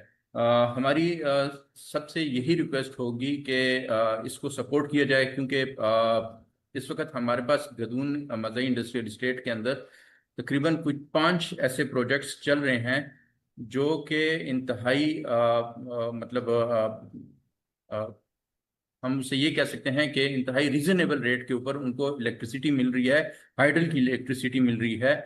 और वो गुज़श्ता कुछ अरसे से मतलब इस चीज़ को कर रहे हैं. लेकिन वहीं पर हमारे पास अगर देखा जाए तो कुछ इंडस्ट्रियल यूनिट्स ऐसे हैं जो उसको अफोर्ड नहीं कर सकते. वो तकरीबन 65 या 60-70 के ऊपर वो जाते हैं, उनका पर यूनिट चार्ज होता है. और कुछ जो इंडस्ट्रीज़ हैं वो तकरीबन 18 रुपये या 12 रुपये के ऊपर इसको फैसिलिटी को यूज़ कर रही हैं. तो एक ही मुल्क के अंदर 2 कानून या इस तरीके से चीज़ों का होना ये जो है इन्वेस्टर के लिए काफ़ी कॉम्प्लिकेशंस क्रिएट करता है. तो इस पे बहुत सारा काम जो है वो पीडो के एंड से भी हो रहा है, पेस्को भी जो है वो इसमें अभी काफ़ी चीज़ें कर रहा है, नेब्रा और जो दीगर डिपार्टमेंट्स हैं उनसे भी हमें ये चीज़ें मिल रही हैं. लेकिन हमारी ये कोशिश है कि जितना जल्दी हो सके इन तमाम चीज़ों को समराइज़ किया जाए और जो विलिंग का जो टेंडर्स या जो चीज़ें कहीं पे अगर स्ट्रक्स हैं, स्ट्रक हुई हैं, लिमिटेशंस हैं, उन तमाम की तमाम चीज़ों को दूर किया जाए ताकि एक इंडस्ट्रियलाइजेशन का रिवाइवल का जो एक एक्टिविटी है वो कंट्री के अंदर शुरू की जा सके. क्योंकि हमने ये देखा है कि जिस कंट्री के अंदर इंफ्रास्ट्रक्चर डेवलप्ड हो, सोशल सिक्योरिटी हो आवाम के पास, और एनर्जी की जो उनकी नीड्स हैं वो पूरी हो रही हों, यानी चीप एनर्जी की नीड्स, तो उन तमाम की तमाम चीज़ों को दूर किया जाता है ताकि एक इंडस्ट्रियलाइजेशन का रिवाइवल का जो एक एक्टिविटी है वो कंट्री के अंदर शुरू की जा सके. क्योंकि हमने ये देखा है कि जिस कंट्री के अंदर इंफ्रास्ट्रक्चर डेवलप्ड हो, सोशल सिक्योरिटी हो आवाम के पास, और एनर्जी की जो उनकी नीड्स वहाँ पर स्टेबिलिटी का जो फैक्टर है वो इंतहाई रैपिडली जो है वो उसको मूव ऑन होता है और कंट्री जो है वो रैपिडली स्टेबिलिटी की तरफ जाती है। तो अगर हम सिर्फ अपने एनर्जी सेक्टर को देखें, जहां पर हमें बहुत ज़्यादा स्ट्रगल का सामना करना पड़ा है, बहुत ज़्यादा हमारे जो इन्वेस्टमेंट्स हैं या जो हमारे इन्वेस्टर्स हैं उनको डिस्करेजमेंट होती है, तो ये तमाम की तमाम चीज़ें एड्रेस होनी चाहिए। और हमारी यही कोशिश होगी कि हमारी SDPI के साथ या जितने भी फोरम्स हैं हमारी, उनके साथ एक कोलैबोरेशन हमारी चलती रहे, ताकि हम उन्हें बेहतरीन जो है वो सरमायाकारी की तरफ अपने कंट्री को जो है वो लेके जा सकें, क्योंकि इंडस्ट्रियलाइजेशन के बगैर किसी भी कंट्री का जो है वो सरवाइव करना आजकल के दौर में ये तकरीबन नामुमकिन है। थैंक यू फॉर द जनाब आहद साहब का, उनकी टीम का और तमाम के तमाम जो गेस्ट्स हैं मुख्तलिफ फोरम से, मैं सबका शुक्रिया अदा करूँगा। और हमारी ये कोशिश होगी कि हम बेहतरीन इंडस्ट्रियलाइजेशन की पॉलिसी को अपनाएं और अपने कंट्री को स्टेबिलिटी की तरफ लेके जाएं। Thank you ji. Thank you, Salman Sab. Ji, thank you so much, Salman Sab, and definitely SCPI is with you. Ji, sir, please. Ji, Assalamu alaikum. My name is Daniel. I am CEO Siemens Pakistan. So first of all, I'd like to congratulate OICCI and SDPI. It's been 2.5 hours of engaging, intellectual, and candid discussion. So thank you all the panelists and respected guests. There are two questions. First question is for my friend Mushtaba and Ahmed Qazi Saab.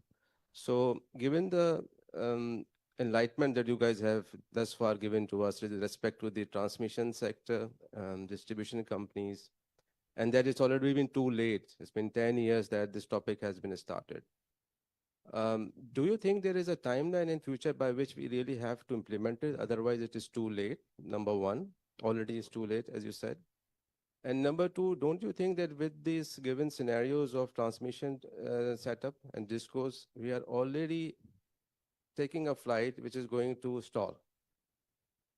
So that's my first question. So towards Mustafa first, and then Ahmed Saab, aapki taraf, and then I will have a second question for Amir bhai. Ji, Mustafa Saab, please. Daniel, being one of the most knowledgeable people in the room, you've already answered your question, I think. Within that question was the answer. And I think we should not get too morose, to be perfectly honest. I think we have to start somewhere. The good thing is this is a step in the right direction. I think this is what everybody's been asking for. Der aaye durust tak koi baat nahi hai. I think count our losses, move on. I think that's what we should do. But going forward, I personally believe that this pace of decision making is leading us towards the inevitable, as you put it, because the pace of change is so fast. Why is that the world is talking about us? Literally, the world is talking about energy sector of Pakistan. I was on a podcast yesterday, it's a global podcast. Everybody listens to it. There was this part of Pakistan for like 10 minutes, right? Because it's incredibly unusual what's happening here. And people see that something unprecedented is happening at a very fast pace. This defection, and there was a question on what kind of system are we moving towards, distributed system. Here's my take on it. Look, we should always look at the positive, but here's the flip side of things. The last phase of defection was people were defecting demand at daytime. Solar curve ke upar what demand was getting defected. Next phase is going to be deadlier for the grid. The kind of conversations that are happening in the private sector around batteries, because the real revolution is happening on batteries and the battery costs. You all know that the battery cost has plummeted. Now we're talking about defection of demand during nighttime, evening time. The only gap is what the Germans call the Dunkelflaut. You would know this term. Coming from a German company, this is made famous by them. Dunkelflaut is when you have no wind and no solar. There are 8-9 instances during the year when that happens. That's the only limitation right now. All other demand is fair game, which means it could defect over the next 3-4 years. There are some gigantic batteries being planned by industry. So what does that show you? It shows you lack of confidence in the industry. Despite all these steps, they don't believe what they're saying, number one. Number two, this erratic change of policies. Kal HFO was the champion, or the gas was the champion. Today the grid is the champion. Now the gas sector is under pressure. So sustainability of policy, they don't trust this even at 12.5 rupees. If it was the wheeling charge, they don't trust that will be the wheeling charge in 2-3 years time. So shall they move down that path? I think it's incredibly important to move fast, establish that credibility with the industry. Yes, take baby steps, but take those positives. Otherwise, the inevitable is happening, as you put it. Ji, thank you. Ji, Ahmed Sab, if you would like to respond to any points as well. I would also agree with both of them. Yes, our decision making is slow. Yes, the CTBCM should have arrived much earlier than it is right now. CTBCM was actually planned in 1992, and we are more or less 3 decades late. But I also agree with Mustafa Saab that we have to start from somewhere, and I don't see CTBCM going live. I see that it will not be push towards 2026. It will become live in 2026, probably in September or October. So we are going to start. Yes, if we would have started earlier, then we would have benefited much more than we will be benefiting right now. But to stop that grid death spiral, or let's say the defection of the demand from the grid, we have to start now.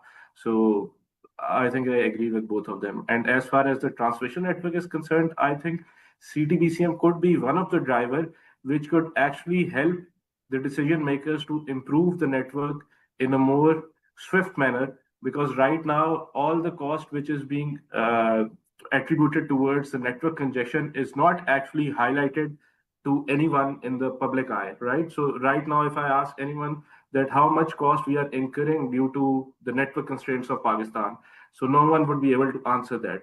But once CTBCM is live, we would know the actual cost of ancillary services, and we would actually know the cost which we had to incur by operating the expensive generators due to network constraint. So once that cost is open, everyone would know that, okay, this amount of cost is being incurred due to inefficient planning, and then the fingers would be raised on the planners as well as the transmission and distribution operators, and they will have to act. So actually, introducing CTBCM will not only benefit the consumers, but I think it would also benefit the service providers such as supplier of last resort and the national grid company as well. So that's Ji, my answer. thank you. Sorry, I Sir, just just wanna- before coming to your second If you don't mind, I question- just want to say this. I think your other point of transmission, I think it's becoming evident that transmission is incredibly important. Interconnections are incredibly important, because while you might have a dip in one area on solar and wind, you could have, you could import from other areas. We saw with Spain, what happened there, lack of interconnections with other countries. I think that was one of the causes why they could not prevent that cascade. The other concept in transmission, and again, this comes down to how quickly we move with technology.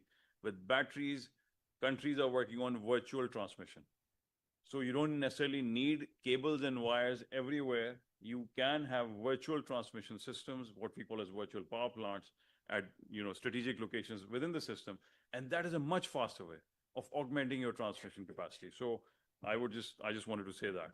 Ji, thank you, Mustafa Sab. Sir, just before your second question, I think Tanveer Saab से ले लेते हैं, and then you also have a question. So if we can have a mic over there, उनको एक mic दे दें. And then I'll come to you, sir. अस्सलाम वालेकुम जी, मेरा नाम तनवीर मिर्ज़ा है और रिन्यूएबल पावर सेक्टर के अंदर काफ़ी अरसे से मैं काम कर रहा हूँ और स्पेशली करंटली विंड पावर को देख रहा हूँ। मैं जो इस पूरे फोरम के साथ जनरल एक क्वेश्चन मैं करना चाहता हूँ, वो ये है कि are we really honestly ready for the CTBCM? हम बहुत अरसे से बात कर रहे हैं, बहुत सारी हमारा फ्रेमवर्क है, हमने पॉलिसी की कंसिस्टेंसी, ड्रॉबैक्स जितने भी हैं जो अभी पावर सेक्टर के अंदर आ रहा है, प्रॉब्लम्स, वो भी अपनी जगह पे है, इंस्टॉल्ड कैपेसिटी अपनी जगह पे है, रिन्यूएबल्स जो मास्टर एंड प्रोजेक्ट्स हैं उनकी कर्टेलमेंट्स अपनी जगह पे हैं, सारा कुछ है। लेकिन क्या रियल सेंस के अंदर हमारे पास वो डेटा है जिस बेसिस के ऊपर हम समझते हैं कि CTBCM जब हम इम्प्लीमेंट करेंगे तो वो एक्चुअल में भी सक्सेसफुल होगा? इसलिए ये मैं बात कर रहा हूँ कि जब हम ओपन ट्रेड की बात करते हैं तो हमने एक पॉलिसी तो बना दी कि CTBCM इस तरह से होगा, इतने किलोवाट्स या इतने मेगावाट्स या जो भी होगा, लेकिन जब लोग ट्रेडिंग करेंगे तो क्या उसकी भी हमने कोई पॉलिसी फ्रेमवर्क बनाया है कि वो किस तरीके से ट्रेडिंग होगी, किस हिसाब से होगी, कौन किस तरह कम्पीट करेगा, क्या होगा, कौन सी बॉडीज होंगी जो उनकी ट्रेडिंग को मॉनिटर करेंगी? क्या सही मानों में ऑन ग्राउंड रियलिटीज में हम इस जगह पे खड़े हुए हैं कि आज हम CTBCM को इम्प्लीमेंट करना चाहें अगले 2 4 6 महीने में, तो हम रेडी हैं। ग्रिड कनेक्शन भी अपनी जगह पे प्रॉब्लम्स क्रिएट कर रहे हैं। लाहौर मेटियारी लाइन की हम बात करते हैं, 5,000 मेगावाट की लाइन थी, 2,500 से वो ज़्यादा उठा नहीं सकती। तो ये सारे के सारे कंस्ट्रेंट्स के साथ are we really able to do it? ये मेरे क्वेश्चंस हैं। Thank you Ji, thank you, Tanveer Saab. I'll request the panelists to respond to it. But first, sir, I think we can just combine the questions and then come to the panelists. We just have 5 minutes left for it, sir. Aapka bhi, and I think if you can please let us know your question first. Hello. Yeah, hello, assalamu alaikum, everyone. Really enjoying this constructive discussion that's happening. So I have a question. As it was mentioned that the grid demand is decreasing year on year, but I don't think that consumers के लिए वो electricity demand कम हो रही है, but grid से consumption कम हो रही है. The consumers contribute to 49.6% जो State of Industry report में था towards the electricity consumption. Yeah. But every year, as it was quoted, कि 20 gigawatt जो है वो import हो गया है solar PV का. I think Mr. Akram said 30. According to my analysis of import data, it's 48 gigawatts, which is higher than the entire capacity of Pakistan. So what are your thoughts on it? I would like to ask ISMO, Rion and case holder that what do you think, how's the future going to look like? Because आपका analysis करना भी बहुत मुश्किल हो गया इस पे कि 10 साल में सोलर का क्या होगा कोई. Perfect. Yeah, thank you. We'll just take one more and go to the panelists. So if you want, you had a second point.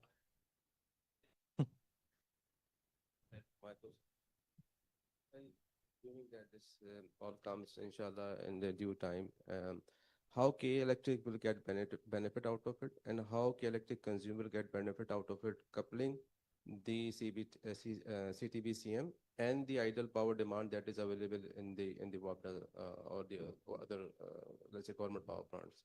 Can both of these club together to get the benefit for the Karachi industry and the Karachiites? See, thank you. I think for the first, very Tanveer Mirza Saab wala jo question, if Imtiaz Saab, if you're still with us and you would like to respond, Vana Ahmed Qazi Saab, being the market operator, if you have anything to respond to it, and also the declining grid demand question as well. Yeah. Imtiaz साहब आप कुछ जी please. Available हूं मैं. क्या question क्या है जी? मैं थोड़ा सा सर मैं समराइज कर देता हूँ. बेसिकली काइंड ऑफ मींस के is this overall power sector जो है हमारे पास, is it ready for the CTBCM given the हमारे पास जो थोड़े ग्रिड के भी चैलेंजेस आ रहे हैं, हम थोड़ी सी अनसर्टेनिटीज भी देख रहे हैं, तो do we really need to want to go towards the CTBCM model? So yeah, that's a very brief summary, but it was again a lot detailed discussion. देखें जी, अभी तक अगर CMOD अनाउंस नहीं हुई तो इसका मतलब है something was happening. We have tried to bring at it every node to be ready. तो मेरे हिसाब से तो जो रूल्स रेगुलेशन वो इन प्लेस हैं and we are about to गो.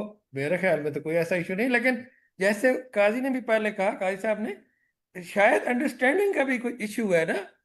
वो जो उनका सवाल है वो उस तरह क्लियर नहीं हुआ. देखें, ये तो बायलैटरल मार्केट है. आपने अपना जो है जनरेटर ने जाना है, किसी बायर को ढूंढना है, या बायर ने किसी जनरेटर को ढूंढना है. बाकी फ्रेमवर्क तो एग्जिस्ट करता है. लाइंस जो है उसके लिए लाइंस आपने नहीं बनानी, लाइंस एग्जिस्ट करती हैं, उन्हीं से आपने व्हील करना है. और वो कोई व्हील इस तरह तो नहीं होगा कि वो इलेक्ट्रॉन जो आपका है वही एग्जैक्टली आपके पास पहुंचेगा. वो तो कहीं सिस्टम में चला जाएगा, वहां से कहीं आपको नियरेस्ट ग्रिड से मिल जाएगा. एक फाइनेंशियल ट्रांजैक्शन हो रही होगी, बाकी सारी चीजें तो हैं. अगर उनका कोई और पर्टिकुलर सवाल है तो I am here to answer. बस ठीक, थैंक यू इम्तियाज साहब. अच्छा, कमिंग टू मुस्तफा साहब, if you'd like to again respond to any of the grid declining demand question. Yeah. As you, I think we have addressed that point at length. I would only say, आपने ये पूछा कि future कैसा? Future is bright. Again, it depends on from whose perspective you're looking at, right? So you can see that the consumers are marching with their feet. They are looking for a solution. They're finding a solution. There's huge investments going into renewable energy. So irrespective, देखें पाकिस्तान ऐसा मुल्क है और पाकिस्तान में industries are used to this point that they act like water. Bruce Lee used to say, just act like water. So they find their own way. They find their own path. So people are finding their own path. I think out of this is a very positive story. In fact, the world is looking at this as a huge positive. a very positive story that there's huge, a large part of our demand is being addressed using solar power, for example, and wind power. That's number one. I think on readiness, there's a saying in the business sector which goes something like, if your model is perfect when you enter the market, you're already too late. And we are seeing that, right? We are perfecting this model for the last 10 years. Get out there, launch it. The real learning will start once the model is implemented. Maybe it won't work in the first go, second go, third go. Like, learning can only be there if you enter the battlefield, as Donald Rumsfeld used to say, in the field of war, there are known knowns, known unknowns, and unknown unknowns. So unknown unknowns to aapko battle mein utar ke pata lagte hain. So I think there's about time this is done. Perfect. Thank you. Ji Amir sir, if you would like to, any last? Yeah, so on the overall readiness, I think we have to start from somewhere. That's very clear. Otherwise, you will not start, and you will continue to improve, and perfection is the killer of. That's very important. So yes, you have to start again. As you said, that how KE will take this and how customers of K Electric or even in CTBCM who will use our network will benefit. So the advantage to those customers are actually that our network is much reliable, resilient. Lot of investments have already been made in the past in our network. So on the network side, Alhamdulillah, we are ready. The open access will be available and it will be much better than any other network in Pakistan. So that's one. I think another important thing, you also said that customers, other customers also. So again, the point comes to there has to be right balance. So what I believe, and Mushtaba also gave a very important example of Ethiopia, that they are giving tariff of 4 cents to data centers, and they are attracting investments in the new industrial space, new industrial sectors, segments. So important to understand is that we also have very good energy mix in Pakistan, right? The issue is with the capacity and growth, right? We don't have a growth. So if we have a very good energy mix, the plants are available. What we should do is we should incentivize, we should give packages, incremental consumption packages, which were issued in the past also. And that was actually benefit the country. But we have to improve from our learnings, because there were certain learnings from that also.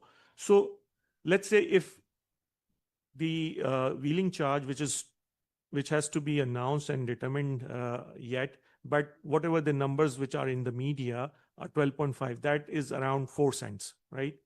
And if we have the energy cost, or let's say if anyone puts a solar or wind, and the additional cost, incremental cost is 3.5 cents. So that means 4 plus 3.5 is 7.5 cents. Why can't we give regulated customer at 7.5 cents?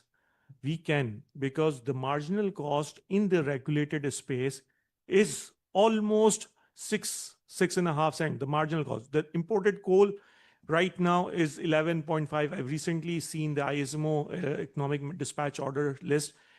It is 11.5, 12.5. Obviously, you will not have all in imported coal. You will have other cost of generation also. So if you take 6 cents as a marginal cost, it's 18 rupees, right?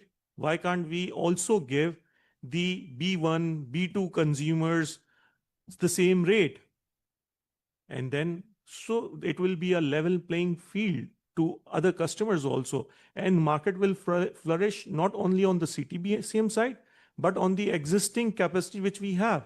So that's very important. So we need to have a right balance. Again, as I'm saying, sustainability of the sector is very important. We have to keep our eyes open and make right decisions, not just overwhelmed by the CTBCM terminology and the open market competition. And so it has to be looked on a 360-degree basis and then make the right decisions. Perfect. Thank you so much, Amir Saab. Just the one last one, and I'll perhaps request Dr. Khalid to respond to it during his concluding remarks. So yes, please. Okay, just a quick question. So this is Ahmed from BASF, and you mentioned irreversible damage, Mr. Basab. And we manufacture batteries, sodium sulfur batteries. BASF does that. And our colleagues in Germany and Japan, they've been saying the same thing, that, you know, you guys have had a solar revolution, the battery renovation is just around the corner, so gear up for that. So my core concern here would be with CTB, CTM, that, you mentioned that it's not going to be standard pricing for everyone. But at the end of the day, if it benefits, 20% population over the next 5 years, then shouldn't that 80% population that's going to bear the cost for the next 5 years also have a say? Because, maybe they're not sitting in this room. They need to have a say in that as well.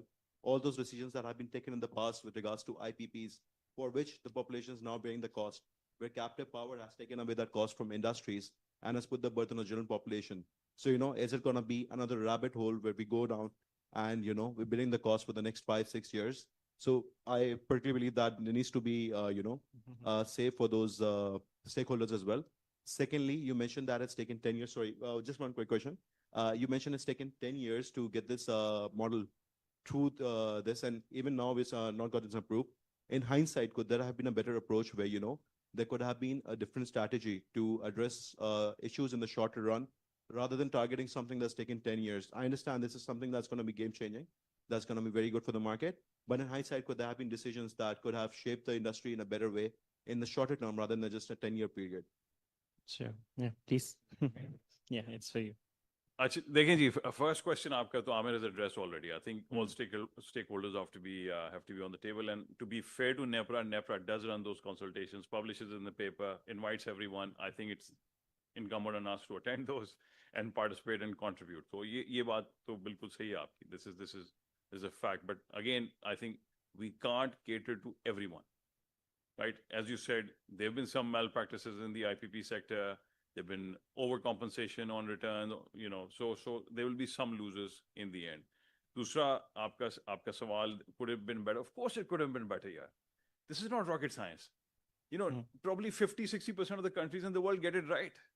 And that's why they're at 5 cents, 4 cents, 6 cents of power with good functioning power grids. I was in Indonesia here, and Indonesia used to be 75% grid access. It's an island nation. Thousands of islands. They've got 99.5% access, grid access. I was astonished with very low cost of energy. Everybody has achieved it. Even Bangladesh right next door is. So surely we could have acted faster. In industry, there's a concept called minimum viable product. You don't try and boil the ocean with the first attempt, right? So I think this is what we try to do. We try to boil the ocean. We did not address it. What is that minimum viable concept in CTBCM that should be launched? And we should do probably a pilot of that somewhere with a select group of people and take it that way. These 20% consumers, they generate jobs for you. Remember that, right? Everybody else benefits when they prosper. What happened in Pakistan?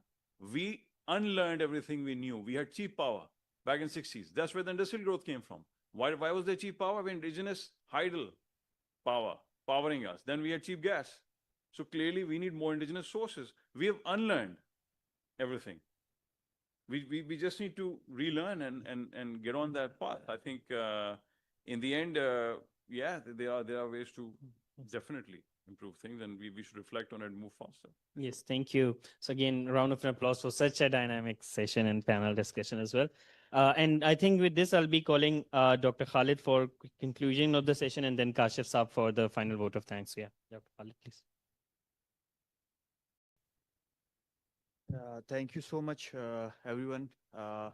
In conclusion, it should not be concluded. I mean, it should be continued, just like we discussed, we deliberated, use of system charges, wheeling charges, they should be discussed, rationalized. But one thing that I think I can not stress more is integrated planning, sector coupling. We have surplus capacity. We need to develop a capacity market in Pakistan, which I think CTBCM is start of it. If I put one example, back in 2 to 3 years, the NPMV of wind power plants was like 5 billion rupees. If Irfan Saab, you can correct me. And now it is over 30 billion, which means the cost of curtailment in Pakistan for wind power plant is increasing, and the burden is going towards the consumers. If you sector couple these two sectors, for example, install green hydrogen adjacent to these wind power plants and give electricity in the events of curtailment, plus the battery storage solutions, Somewhere the BSF colleague mentioned the sodium-ion battery. There is a report of SDPI coming. We are exploring the contours of sodium-ion batteries in Pakistan for grid-level storage because sodium-ion batteries nothing but table salt, and we have second largest mine of sodium as well in terms of sodium chloride. Maybe that can be explored as well. Third thing, the role of discos is very important, not just in terms of what would happen to them. I think particularly in terms of business development model that they are following, I think that should be more dynamic, should be revised, should be made more modern, particularly in terms of the net metering coming to the discos network. Maybe carbon markets can be a solution. If you are buying clean and green energy from consumers in terms of distributed generation, there is a whole market of carbon credits that needs to be explored, and that could be an additional source of revenue. Secondly, if carbon credit plus the supplier of lost resolve restriction that could be resolved and that could be integrated, maybe discos can provide that clean and green energy to industrial consumers under CTBCM. That could be explored as well. I think ISMO's role would be very important, as very alluded by Qazi Saab. But I think the I in ISMO is very important, the independence of system and market operator, just like the independence of central bank. And lastly, another I is very important, and it is integration of transmission system, integration of consumers, particularly consumers, because under IMF's resilience and sustainability facility, there is one reform a year that we need to opt for. Like by 2027, we need to rationalize all these subsidies that are given to protected consumers. IMF is allowing only 40% of total protected consumers to be given subsidy through Benazir Income Support Program. So we need to cater for that as well, that how these measures can benefit consumers as well. And lastly, to conclude it, Pakistan's future is in industrial growth, and we need to take power sector as an input for our industrial production, not just as an input, so that we should not try to save power division or power sector or national grid. We need to save our industrial production or industrial sector. With this, thank you so much. Back to you, Ben. Thank you so much, Dr. Khalid. And with this, let me invite our wonderful host, OICCI Kashif Saab from OICCI for final vote of thanks. So, thank you everyone for joining us here. We are having another session just jointly. So Aleem Saab is there. So on his behalf and on behalf of OICCI, I wanted to thank everyone for this engaging session. Our wonderful speakers. I think we had a very healthy discussion here. Also, the questions were also very good. And we also wanted to thank SDPI for partnering with us. So without further delaying, I think I would request you to just join us in the lunch. Thank you. Yeah, just if I can request Shakib Saab to please come on the stage, and we actually have to give OICCI a memento from our end as well. And Dr. Khalid Ahad Saab, please, you can join us as well. If you can just come at the front. Yeah.